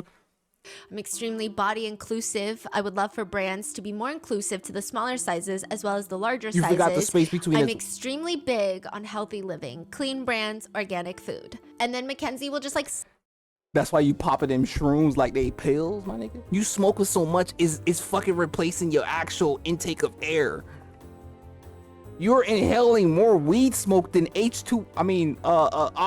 I was about to say H2O. "I'm extremely big on healthy living, clean brands, organic food." And then Mackenzie will just like suddenly text Rosie, "Do you know you can order animal shit anonymously to people's houses?" Like when I say animal, I'm talking like elephant shit, like that, or lion. 7 hours later, Mackenzie is asking Rosie, "How much do you make from TikTok?" Rosie's like, "It depends. If I have a good month, like good videos that month, the most was like 150. Sometimes it's like 40. Mackenzie's like, "Dude, I'm jealous. I need to get in on that fund. I have $88 from going live. I want more." Oh my god, I've never made anything going live, only from the creator fund. And so there's like just like rants about TikTok, mainly Mackenzie complaining. She complains that someone reported her account for being under 14.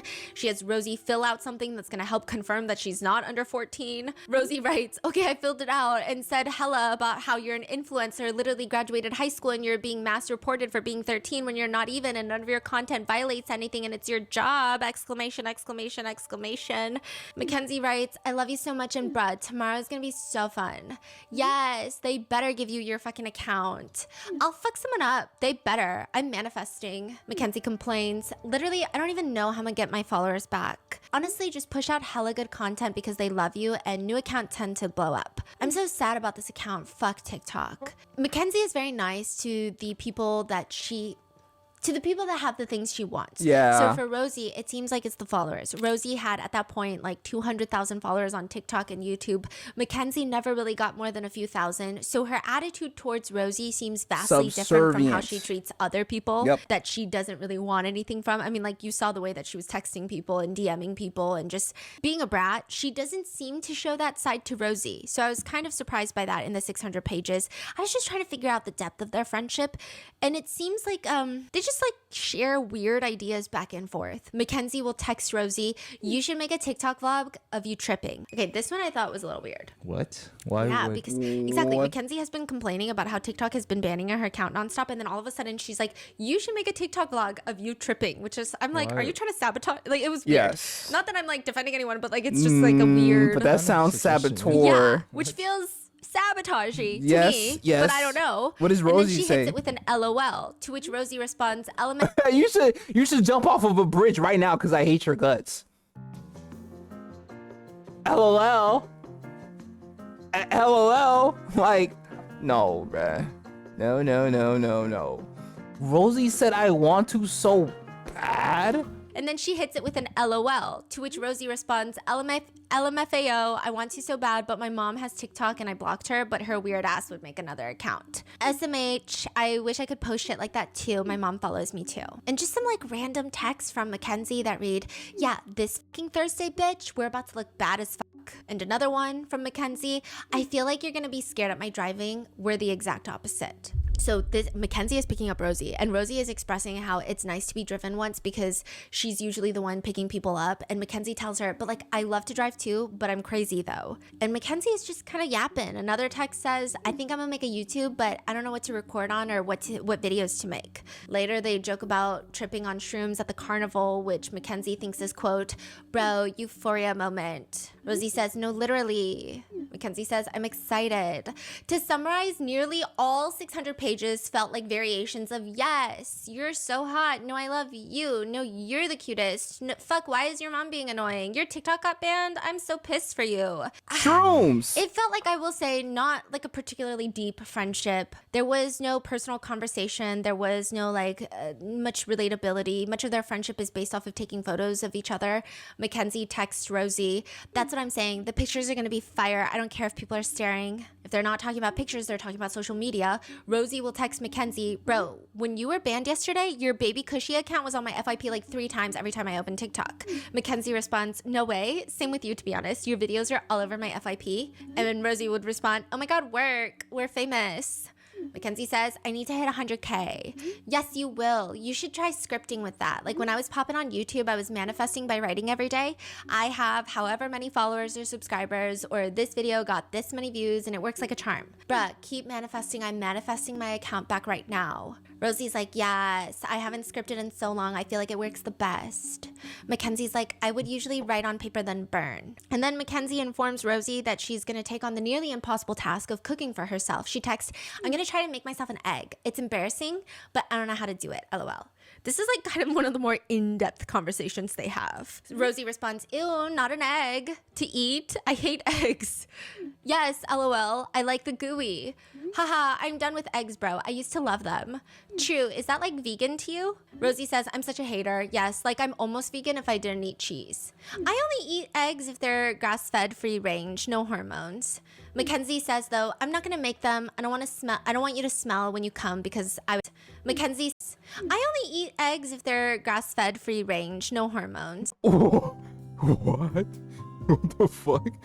Grass-fed, free range, no hormones.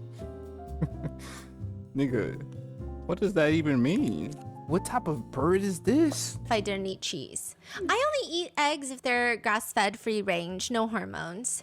Mackenzie says though, I'm not gonna make them. I don't want you to smell when you come because I would hate that. And Rosie's like, ha ha ha ha, no, you're okay. Mackenzie says, I'm weird as fuck with smells. I'm good with smells. Dude, you can try sea moss. Oh my God, yes. Do you want Chipotle? I'll make Dom go get you some too. I'm okay, bet. So they never fought in the text? Like, you know how Mackenzie will crash out and... No, and I think it's literally because, well, here's me speculating, but I do think that Mackenzie is very kind to people who she thinks will help her get what she wants. Facts. That's not speculation. That's just based off of evidence. Yeah. Most, right? Yeah. That's evidence. That's so interesting. So she's very polite and just supportive? Yeah, other than the only part where I was like, weird, was when Mackenzie was like, you should make a vlog of yourself tripping. That it felt was a little weird. sabotagey. Yeah. After all of her rants about getting banned on TikTok for doing nothing, and then she's Yeah. like, hey, violate community guidelines right now. It was just kind of, it was weird. Okay. Interesting. And you think that's why Rosie responds, describes Mackenzie in that way? Is because of that's kind of the friendship she has? Question. Yes, I think it would be understandable to see where Rosie is coming from in how she describes her relationship with Mackenzie and how she specifically felt about But Mackenzie. not Bubba. I think the part that people might have problems with for sure is the fact that you didn't know her that long and you had more of a surface level friendship, and yet it does seem like she has a lot of hope and faith in Mackenzie's that this was an accident. Facts. Like they don't 100% think it's an accident, at least from what they told our researchers, in the sense of like they're dead set, like this was an accident. They're not like Mackenzie and Mackenzie's parents. They are more so, they stayed on the side of, yeah, I think it's completely understandable for Rosie to speak on her friendship with Mackenzie. And it does seem like Mackenzie was a very nice friend to Rosie to some degree, at least in the 600-page text message thread. But I think where people have a problem is when she uses this shorter friendship to kind of...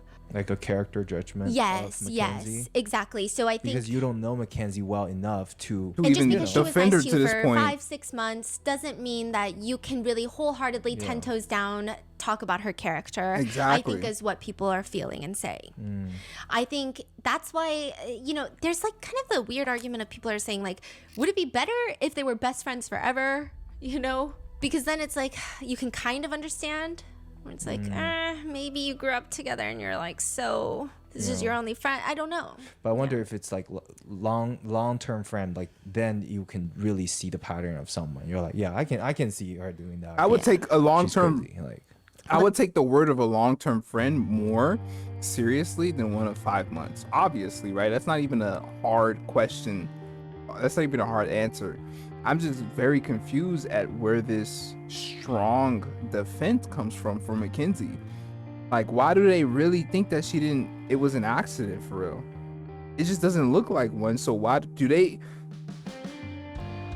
still defend her even after the footage came out? They have to have, right? Because the footage has already been out. The footage of Mackenzie driving that fast has to have been out.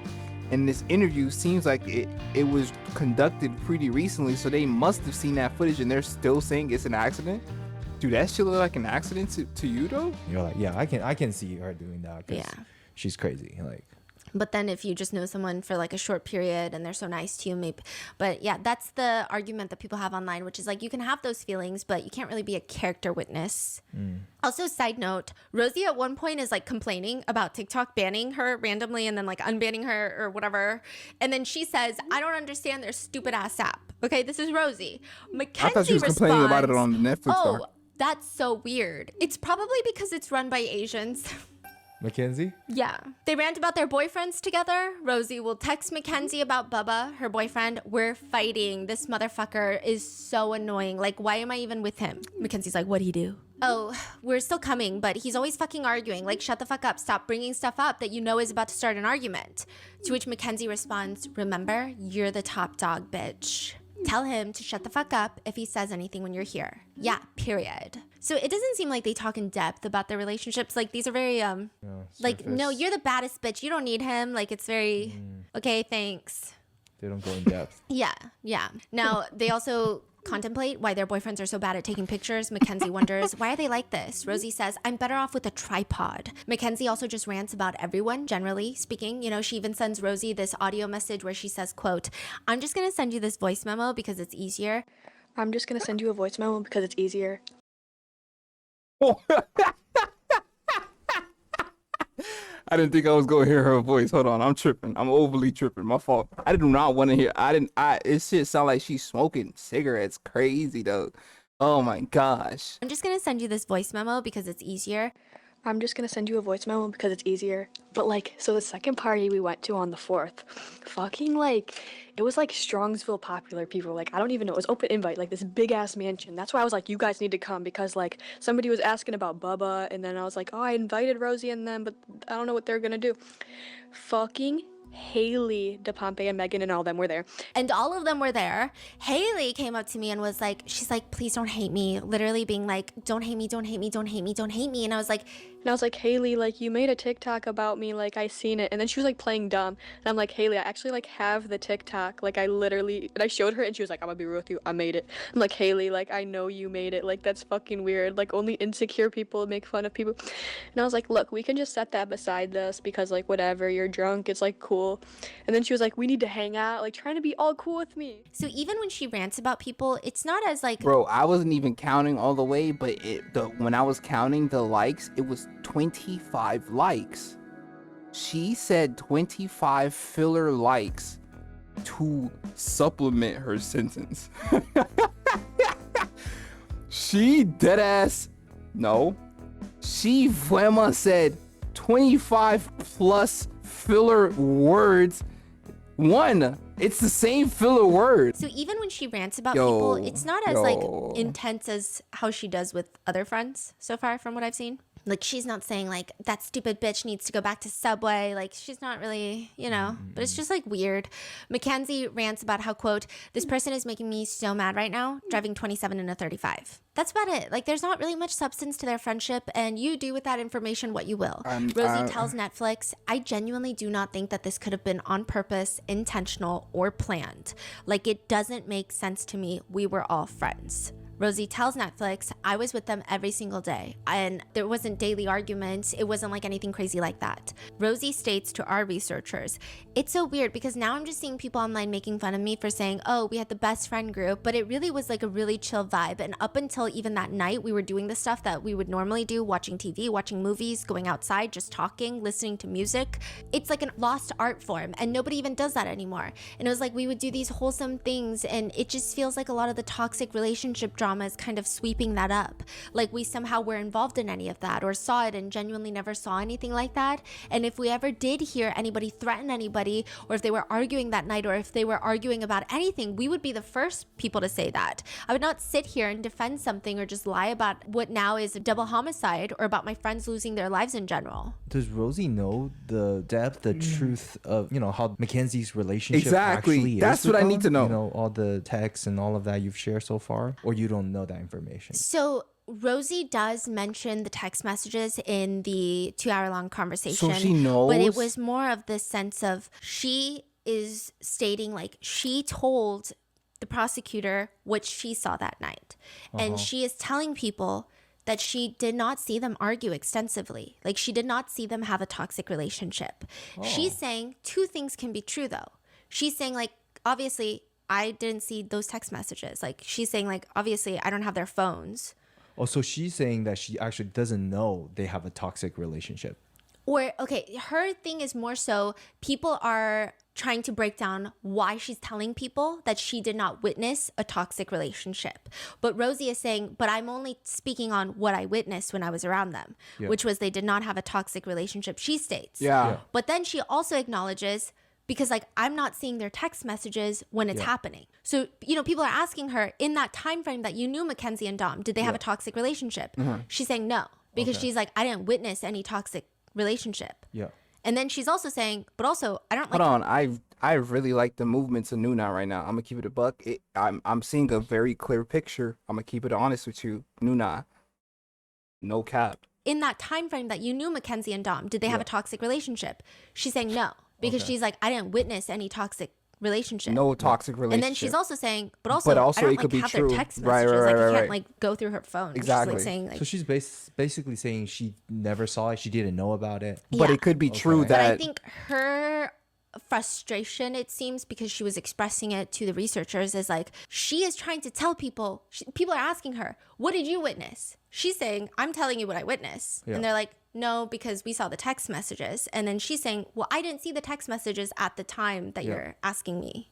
Yeah. I mean, That's what she's saying. Yeah. Okay. So all the Okay. like all the videos we've seen of Rosie talking about is she didn't know. It's Yes. basically what. But I don't know how she stands. I don't know if she's standing. I don't know how much of the text messages she's seen now. I don't know if she thinks that they had a toxic relationship or if this is a normal toxic relationship for high schoolers in her mind. I don't know. Rosie states that the only nice responses that she really receives now after the Netflix documentary is like, okay, well, I guess you're a good friend, though, for keeping her secrets and defending her because you love her so much. And Rosie states that she is not doing that. She says, literally, the whole online response is every single person just thinks I'm lying or covering up something for her, and I would never, ever cover up a murder. That is insane. So what made people think she's covering for Mackenzie? Great question, too. Is it The hesitancy to talk to the police, and it does seem that Rosie does not think that Mackenzie did this intentionally. And I think that makes people question Rosie because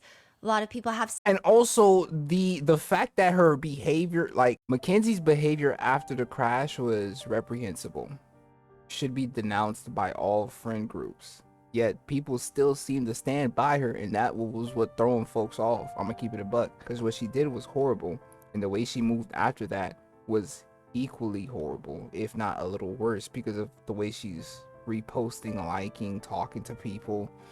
Essentially, like, this performative grievance. I see what Rosie is actually saying, and I kind of agree that maybe she didn't see it in person, and what she saw was what she believed because that's what she saw.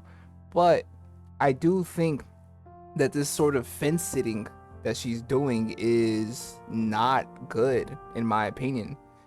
Your friend, or whatever you want to call Mackenzie, did something wrong. Even if it was an accident, like, she did something wrong, and the way she acted afterwards makes everything worse.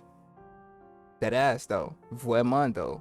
So it's like, I can't particularly feel anything for Rosie because I feel like she fence sitting, and I'm an expert fence sitter. I love being in the middle because I can see both sides of things. But every fence sitter know there are certain things you just can't fence sit on. You have to pick a side. You have to make a decision on where you stand, because shit could get real shaky if you don't clear your morale. I stand with Davion and Dom. I don't care what Mackenzie went through. I don't care if she was passed out. I don't care. I don't care. I don't care, because her behavior is horrible. The way she's acting towards people is horrible. The way she acted towards Dom was horrible. It's easy to say that, I guess, for me, because I wasn't in that friend group. But if you were friends with Davion and Dom before Mackenzie, why would you not be able to say, I stand with Davion and Dom. I hope justice is served for them. I will cooperate. What's the holdup? Why did you think Netflix? Mind you, Netflix is a media company. Media is in charge of making sure the people watch, regardless of what you think. These no, they want the clicks, they want the views. Every media company does. So what made you think that instead of going to the police, going to the Netflix documentary would be the way to get justice for your friends? This shit not really making sense, bruh. I'm gonna keep it a buck. That's why I'm still not understanding that reasoning. That's why I'm not really feeling this sort of, because I see where Rosie's coming from. It's just not good enough, in my opinion. My personal opinion. I don't understand why we're trying to defend such a person. Why are we trying to like soften the blow for what is to come for her? Let the full weight of justice land upon her head, bro. Let her go. Like, I'm really confused. Like, what's the attachment with Mackenzie? Y'all niggas just met. They just met, tribe. That Rosie does not think that Mackenzie did this intentionally. And I think that makes people question Rosie, because a lot of people have seen the FOIA file. A lot of people have heard from Dom's family member ever cover up a murder. That is insane. So what made people what the fuck relationship responses that she really receives now after her because you love her so much? What the fuck just happened?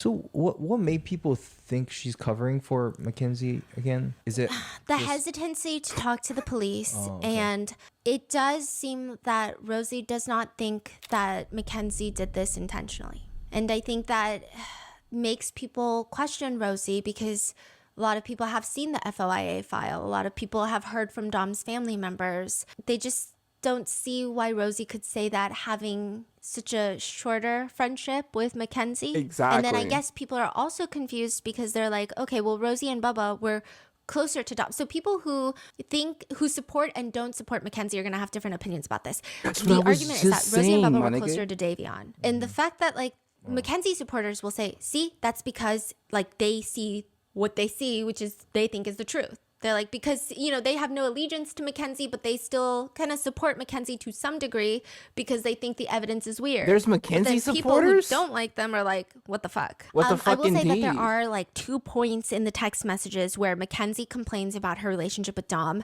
But from judging by Rosie's responses, again, none of them are kind of taken seriously. Rosie does say that they had conversations in person, but I don't know. It's just like there's not a lot of depth, so I can see maybe why she's saying that she didn't see it at that time. I don't know. And it does sound like Mackenzie take everything twisted to her side and Yes. tells it like this is what happened versus Yes. what For really sure. happened. For sure. Of course. And Mackenzie is also kind of fickle. So like there will be one time where she's texting Rosie about how she got into a huge fight with Dom and she's like ranting about Dom, but it's like very vague. It's like, oh, he's so dumb. Like he's so blah, blah, blah, blah. And then Rosie's like, oh no. And then Mackenzie will text, you want to come to Dom's? If you want, we can take dabs. Which like, why would anyone want to go there if they're fighting? So Rosie is like, LMAO, it's okay. You don't want to come? Should I? Yeah, you can come. Okay. He lied to me, so I'm gonna smoke all his dabs. So then Rosie is like, haha, period. So it's like very, like, it doesn't, yeah. But again, the main reason we wanted to talk to Rosie and Bubba is to ask them what happened that night. I mean, there's no way that you can definitively know the truth, but there were two people that were there, and this is what they've had to say about that night in question. They state that Mackenzie and Dom were not fighting that night at Paul's, and they state it's frustrating that the documentary painted it as if Rosie and Bubba were the only two others at the party or the gathering, but they're saying there's two other people, Paul and Nina. So I guess they're expressing to our researchers, like, what would all four of us gain out of like lying about them not fighting that night? They're like, it doesn't like make sense why people are like, no, they definitely fought that night. Like they're confused why nobody believes them when they say there was no fighting that night. Bubba says he was awake with the guys most of the night. Like they were all on the couch. So it was Bubba, Davion, Dom, and Mackenzie. And they were just like watching TV. Mackenzie was falling asleep. He says that, oh, there was one thing that he mentioned, which is like right when Mackenzie, Davion, and Dom arrived to Paul's house, within a little bit, Mackenzie and Dom leave briefly. So they go back to Dom's house.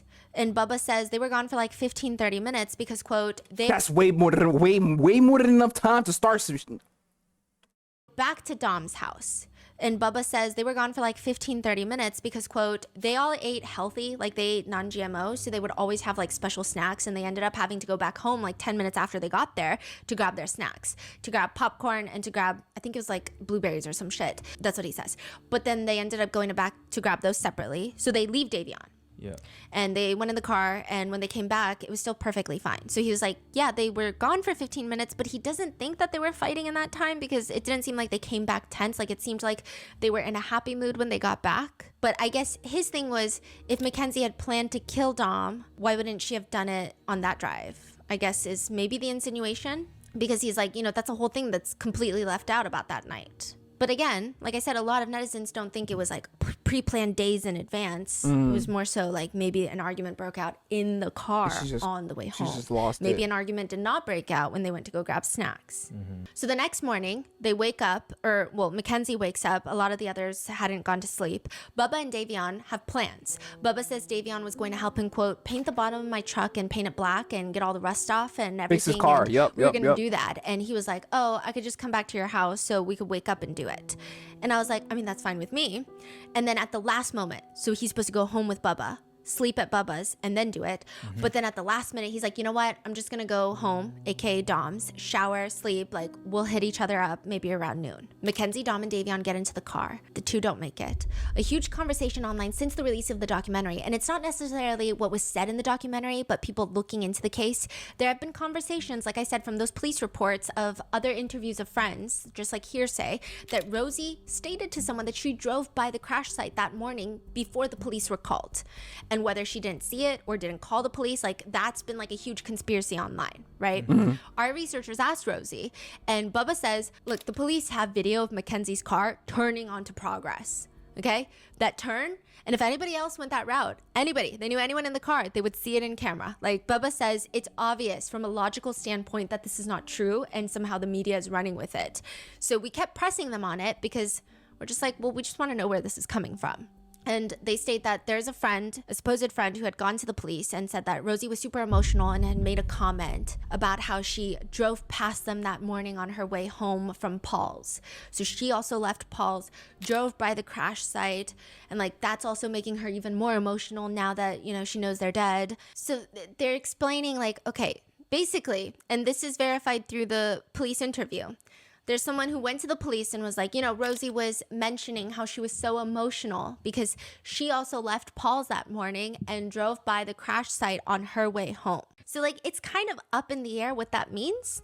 But a lot of people on the internet took it with she drove by the crash site, like she saw the car or could have seen the car and kept maybe it she didn't look out the pushing, window, but drove by that exact road where the car was crashed into the building. That's how everyone's taking it.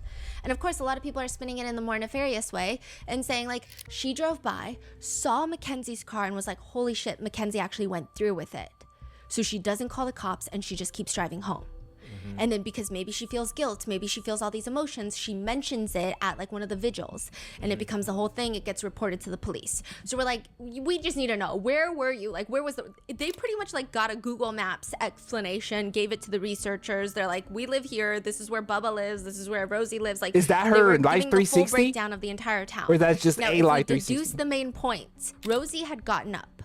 So Rosie had slept. So she gets up and she's like gathering her stuff. She had gotten up to use the restroom. She's gathering her coloring books, and eventually her and Bubba are like, let's go. Like, we want to sleep in the bed. Like, let's go to Bubba's house. And they said that they were going to go to Bubba's and they were going to both sleep and wake up later around noon. Because remember, Davion was like, oh yeah, I'm going to come help you with your car Truck. around noon. Paint the back, paint the So bottom. they both drove rust. separately to Paul's. Right. Bubba gets in his car and Rosie gets in her car. I'm listening, Her Noona. whole thinking was Bubba's parents are pretty strict, so they don't let her sleep over, but it's daytime. So like technically she can take naps. So like this is kind of like a nap. So then she drives to Bubba's house and she states that when she gets there, Bubba's mom has COVID. So she's like, you know what? Maybe not smart for me, so forget it. I'm just gonna drive home. So she gets to Bubba's and then decides she's gonna drive home. And the only way for her to drive home is using really the main road, which is Pearl, not Progress, Pearl. Pearl is the main road. Like, this is where all the restaurants are. This is where the Starbucks is. Apparently there's so much traffic on Pearl, but Pearl. Okay. She passes the entrance of Progress where Mackenzie had turned right. She passes the entrance. She does not go on to Progress ever. Got it. That's what she says.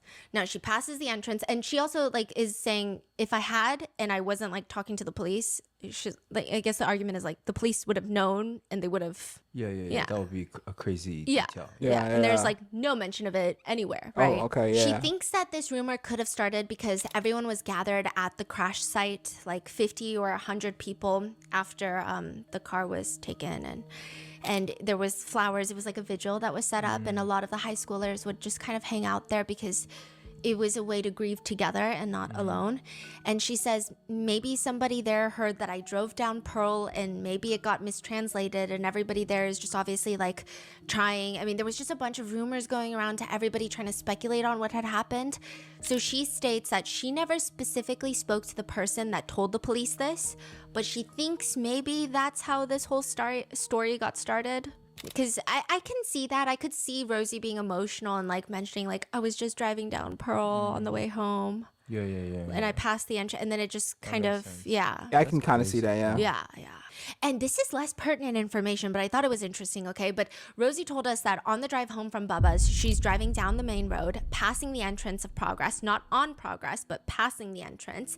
And she said that she was getting really emotional. So the whole theme of the night at Paul's, and technically all of this it was a graduation party, and they've been going to all these grad parties. She says, we're going to college soon.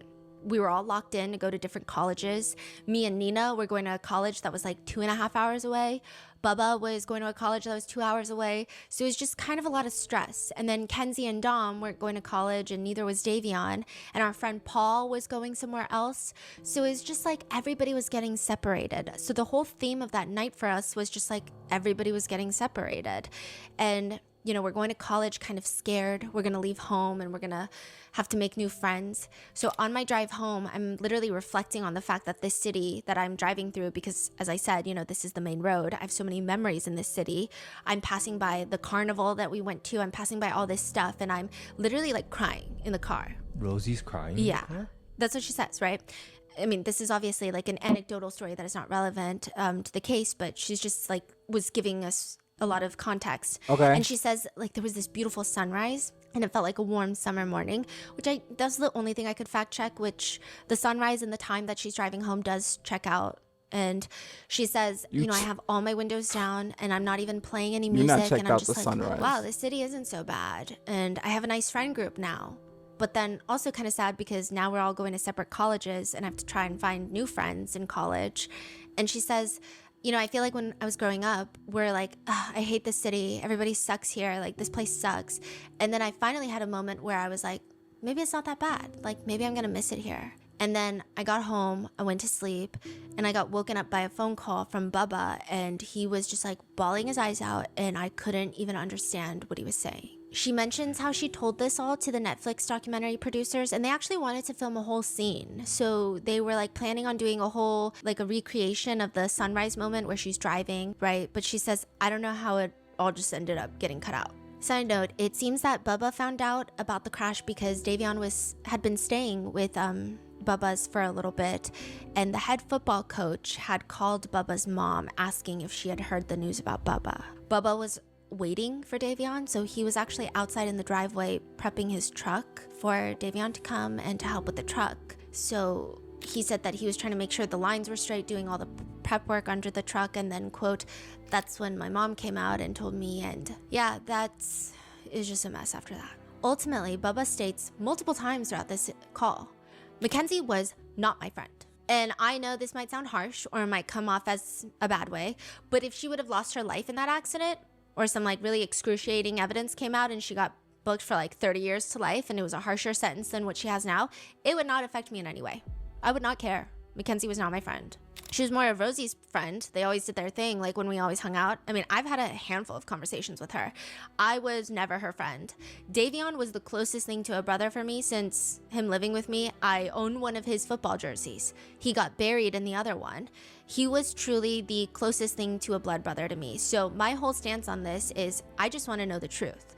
The reality of it, at least for me, I don't care how long she sits in jail. I don't care about any of that. We just What want to I care know the about is knowing the true truth. story Exactly. of knowing how they lost their life. Yo, that's what I was expecting from you, Bubba, way long ago, but I wasn't getting that vibe. Tribe, was I not the only one not getting that vibe from Bubba? I thought Bubba was gonna approach the situation like, look, Rosie got her own story. This is what I think. This is the truth of what I believe, what I saw.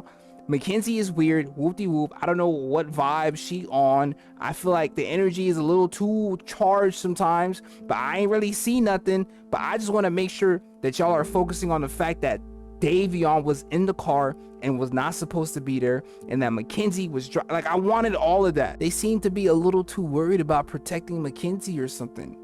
I could just be reading too much into it because they're refuting that, but their actions is throwing me off. The reality of it, at least for me, I don't care how long she sits in jail. I don't care about any of that. What I care about is knowing the true story of knowing how they lost their lives. Rosie has, side note about, there was a lot of, people thought that Rosie was doing the Netflix documentary for social media attention, and they do bring up her social media handles. And there's like parts where Rosie is like, oh yeah, when I met Mackenzie, I had 200,000 followers on YouTube, right? Rosie says she wanted the producers to not include any of her social media. She says that it was irrelevant to the case because it's not like they were doing videos together, and she's mainly on YouTube doing her fitness stuff, and that has nothing to do with Mackenzie. So she said that she didn't want any of it on there, but then the producers during the 8 hours were asking her what she does for work, and then they would ask her like, oh, how many followers did you have when you first met Mackenzie? And she says, but you have to understand, like, I sat down and they asked me all these things, and I just answered. I wasn't being careful with the questions I was answering. I was literally answering every question. There wasn't one question that I didn't answer, basically. So she's stating that she did not do the Netflix doc for fame. She said that she specifically requested it not be included, and then they were like asking her, so she was just answering. Bubba states that he has text messages with the documentary crew stating that Rosie's social media is not relevant. So he's also confirming like, okay, we're not going to use her social media, right? Because they're dating still. And so he's like just checking in, like, Rosie wants to make sure. So it seems like he's saying that he has some sort of text messages with the documentary crew talking about how Rosie's social media isn't relevant. I did not see that text message, but that's what he told us. Now, I do want to note that there are members of Dom and Davion's family that do not seem to appreciate what Rosie and Bubba have been saying, what they said in the Netflix documentary, and maybe things that have been said and done behind closed doors. I could imagine that they probably didn't appreciate maybe Bubba talking about the pendulum in the police interview. Like, I could see how that could be highly offensive to Davion's family as well. Really weird. Rosie and Bubba state that they just want to know the truth of what happened. They expressed wishes that the trial could have been what they believed to be fair. They didn't necessarily think the trial was fair. They thought that Mackenzie's attorney was not that competent. They didn't like the fact that the defense did not call in an expert. So there was no expert called in to testify that Mackenzie's pots could have played or couldn't have played a role. So the trial only lasted 4 days. So they just felt like they don't definitively feel like they know what happened in the car that night. is how they state they feel. And while they do think that they would like a new trial, they also express like they know it would just open so many wounds for the victims' families. So like it seems like they get it. Rosie also says she feels like the families, quote, took us originally canceling those interviews as really suspect. And she says, recently, I didn't even know this happened, but they put it in the evidence file that Davion's mom emailed the police and was like, Rosie made this TikTok about somebody betraying her, and I'm assuming it's about Bubba because he's cooperating with the police, remember? And she says, I had no idea they were just taking my random TikToks, and I was following these TikTok trends. I had no idea that they connected the random videos and matched it up with me intimidating people to not speak with the police. I think she felt that way because she thought that I wasn't cooperating. Rosie says, we definitely, thinking back now, we should have just sat down and talked to the police the second everybody else did, because everybody says that's somehow suspect, and we literally only canceled it because we really did not want to be involved in some big drug bust, especially when we have no credible knowledge. Obviously, Rosie being there for Halloween of 2022 and dressing up with Mackenzie as Playboy Cardi doesn't necessarily make Dom and Davion's family want to be more receptive to what they have to say either, to which Rosie says, so in the documentary, Rosie, there's this point where they show the Halloween picture and she's just like, it's Playboy Cardi. Anyone my age knows it's Playboy Cardi. So it's not really touched upon that was fucked up. So Rosie's just like, it's not a corpse, it's Playboy Cardi, right? And so Rosie was saying, yeah, I mean, I think they immediately, the family, labeled me as like, oh, you're her crazy best friend and don't hold anybody accountable, and you guys are going around dressing as corpses or whatever, a few months after. And the matter of fact about that is, and they edited it down in the documentary to just like, oh, we just dressed as Playboy Cardi, but it was really like, no. Like we really shouldn't have done that. We shouldn't have done that. I was irresponsible. I don't know. We were in college and there's so many things that I would have done differently in hindsight, not knowing how this was all going to play out. But there is a part where she kind of tries to explain their thought process, where she was like, at this point, Mackenzie was trying to do a lot of things for Dom and Davion. So she was explaining like how they had all planned to go visit Rosie at her college for Halloween because Ohio University is known for having the craziest Halloween, and that Dom loves Playboy Cardi. And there was like this explanation about it, which I feel like I did try my best to keep a neutral presentation thus far. And this is where I would have to voice my very strong disagreement. I think it's good that Rosie realized that they definitely shouldn't have done that because it is, like she said, irresponsible. And they've all said that they believed that Halloween was a way to celebrate Dom and Davion's lives, and that even Mackenzie going to the Kid Cudi concert was a way to celebrate Dom.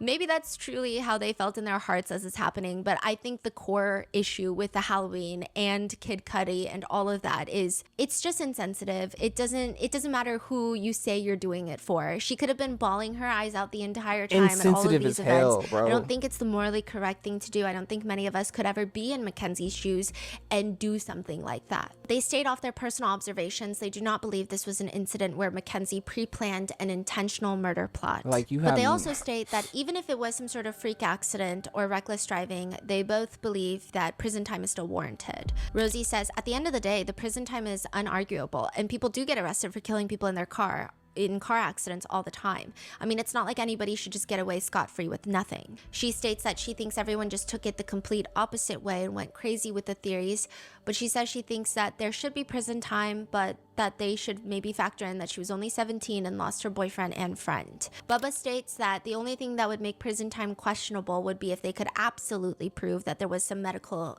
incident. Which, side note, I will say there were talks with our researchers, and I did see a lot of people bring this up, including Steve Shirilla brings this up later in a recent Nobody wants to hear it. Dom's family were powerful in the area.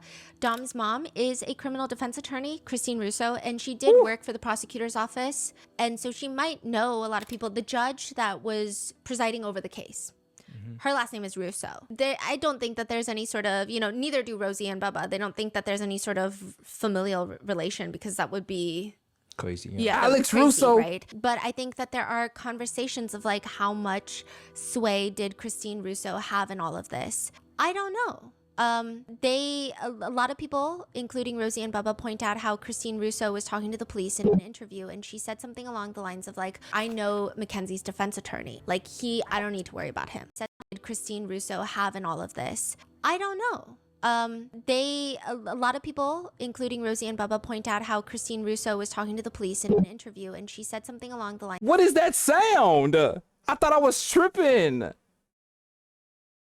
including Rosie and Bubba, point out how Christine Russo was talking to the police in an interview, and she said something along the lines of like, I know Mackenzie's defense attorney. Like, I don't need to worry about him. Like, he's not a concern. I know his brother, like, and she's just saying, like, he's not a problem. He's not a problem.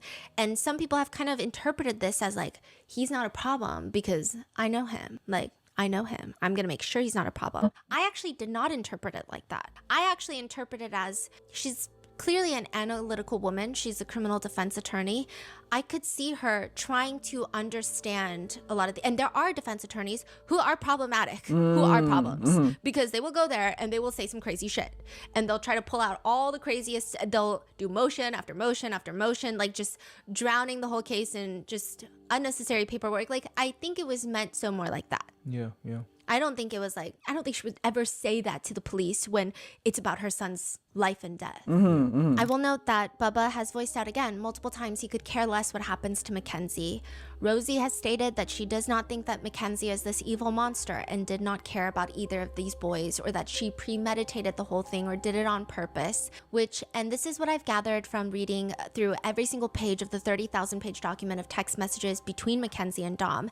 And I only say this because there's really no better way for me to try to explain the feeling that I had reading those messages. Not that my feelings are important in this matter, but those messages felt more akin to a domestic violence situation where the relationship is so incredibly toxic, and just the sheer oppressive nature of Mackenzie's text messages to specifically Dom and only Dom, and how she speaks to him, to me felt abusive. Yes. To me, if I was in that relationship or my friend was in that relationship with someone like Mackenzie, I would be scared for them. Yes. But Mackenzie could be very well sweet to Rosie and Bubba and portrayed herself differently, because But that's not who was in the car though. Situations. Exactly. Not saying this is one, but with domestic violence, I mean, again, it doesn't always mean that she's hitting him or physically abusing him, but in these types of dynamics, from the text messages I saw, if I had to summarize the level of how it makes the reader feel suffocated, it feels reminiscent of an emotionally abusive relationship. On me. And while the trial is another part that we're going to cover, me. I think the public opinion on this case, a lot of people from what I've seen, they don't necessarily believe that Mackenzie went out and plotted this whole thing days in advance. In fact, a lot of people think that Mackenzie is likely too narcissistic to want to harm herself just to harm Dom. I think it was in the moment thing. There could have been a fight that broke out in the car. And in the escalation of rage or whatever emotion that could have come out in that moment, the crash was deliberate. That is how a lot of people feel. Yes. That is what they're saying. I think that's facts. And I bring up DV not because I'm saying Mackenzie is a domestic violence abuser, but because in relationships, people will behave in ways and do things that they will never do with their friends. It is very, very rare that you have someone on trial for abusing, punching their partner, and the abuser's friends come out and say, oh, they did that to me too, which we will be doing a full episode breaking down the entirety of the 30,000 pages of text messages so that you know what I'm talking about and you can come to your own conclusion. But I think that there could be a world where Rosie and Bubba did not see that side of Mackenzie at all and actually only saw a side to her that would make it hard for them to believe that she could be someone that could intentionally harm Dom. Just like how Rosie thinks that Natalie Shirilla is a really sweet woman. And I actually believe Rosie in that Natalie Shirilla is probably very, very kind to Rosie. But Natalie Shirilla, by all accounts of the massive FOIA, the investigation, the way she conducts herself after Mackenzie's arrest, amongst a whole laundry list of other things, I think Natalie Shirilla is a completely incompetent parent who has to have, I think, in my opinion, has to some degree played a role in the upbringing of Mackenzie that has ultimately led to this. Exactly. Which, side note, she's the one that later states that Mackenzie has a medical condition that could cause her to black out while driving. She did say that. She also got Mackenzie a license and a car, so it's a whole thing. Which brings me to my next point. I think that after the release of the Netflix documentary, Rosie and Bubba are easy to hate figures in this case. They're parts of the interview that made it to the final cut. You could argue it's editing, you could argue regardless. I can kind of see that. It does make it easy to hate them from what's happened with the Netflix doc. I also don't think that they've made it easier for the families of Dom and Davion, whether it was intentional or not. I think a lot of the things that they could have said and done could have really re-traumatized or reheard or reopened wounds for both of the victims' families. I think that they could have handled a lot of things differently. Whether we believe it or not, they state in their hearts that they were trying to do right by Dom and Davion. And in hindsight, they admit to doing some things that they could have done differently, but they tried. I think family members of Dom and Davion would rightfully disagree. But I also do think that instead of focusing on Bubba and Rosie, if you really want to debate the intentions of someone in this case other than Mackenzie, it's also her parents, Natalie and Steve Shirilla, who actually played a huge meaningful role in all of this. And that is who we are going to cover in the next part. Stay tuned, let me know your thoughts, and be safe, and I'll see you in the next one.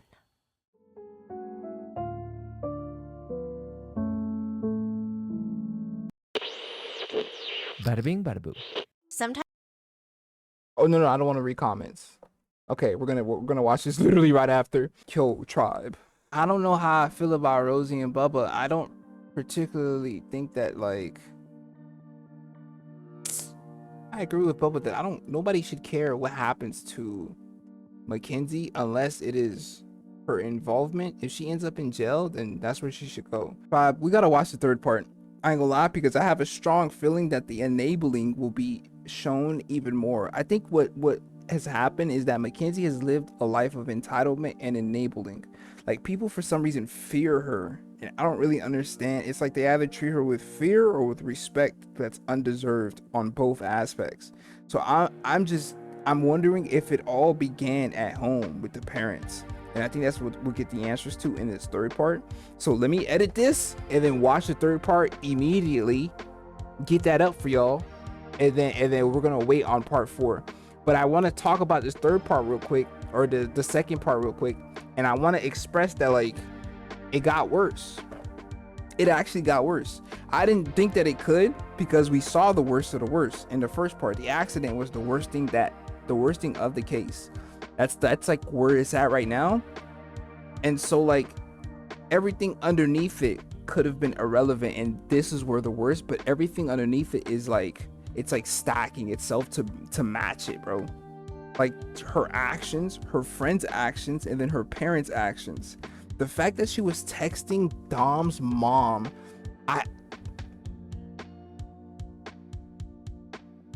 I can't even think about that shit, bro. That's almost demonic right there, bro.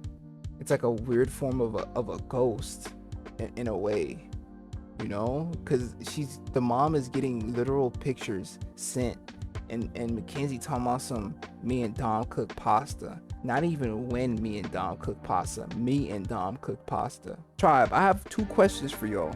Literally just 2, and you have to tell me the answers to them. I'll be looking out for it in the comments. Do y'all agree with Rosie and Bubba as far as maybe Mackenzie isn't as malicious as what the internet paints her to be? And my second question, do you think that what happened in the car is what led up to all of this? Do you think that something happened in the car and that's what led to Mackenzie just losing it? Or do you think that fight happened at Paul's house, the house that they went to hang out and do shrooms? Because I think that a fight happened in the car. I know I'm a little bit late. YouTube stuff was going on, so I apologize for not being on time with this. We will be on time for the third part, but nonetheless, for the tribe members that ended up watching it with me, regardless, I really appreciate you. Thank you. Without y'all, this would be a much harder watch. I'm not gonna lie. At least here, I'm able to express my thoughts, really get the opinions of y'all. Like, just, we can sort of be mad at folks together, you know? So I really do appreciate y'all. I know y'all say that it feels better to watch. Well, it feels better to watch with you. No cap. So thank y'all. I gotta see the prison sentence. Like, how long was she sentenced for? Well, I guess we'll figure that out over time. I ain't gonna take up much more of y'all time. This video was long enough for me. No, seriously, enough for me. It's been your boy Charlie. In case I don't see you, just in case, good day, good afternoon, good evening, most importantly, but unfortunately, goodbye and good night, child. I'm gonna see y'all when I see y'all. Yes, sir. Yes, sir. Hey, and make sure y'all drinking y'all. I gotta actually pee bad. Oh, I gotta pee very bad. Goodbye, y'all. Yeah, it's the end. Leave a like and share it to your friends and your kin. When I post a video, I'm gonna need y'all to attend. Thank you for the view, but I ain't done with you. 2023, I'm about to be Jordan with the flu. Yeah, join the tribe. Yeah, join the tribe. I'm gonna need y'all to subscribe.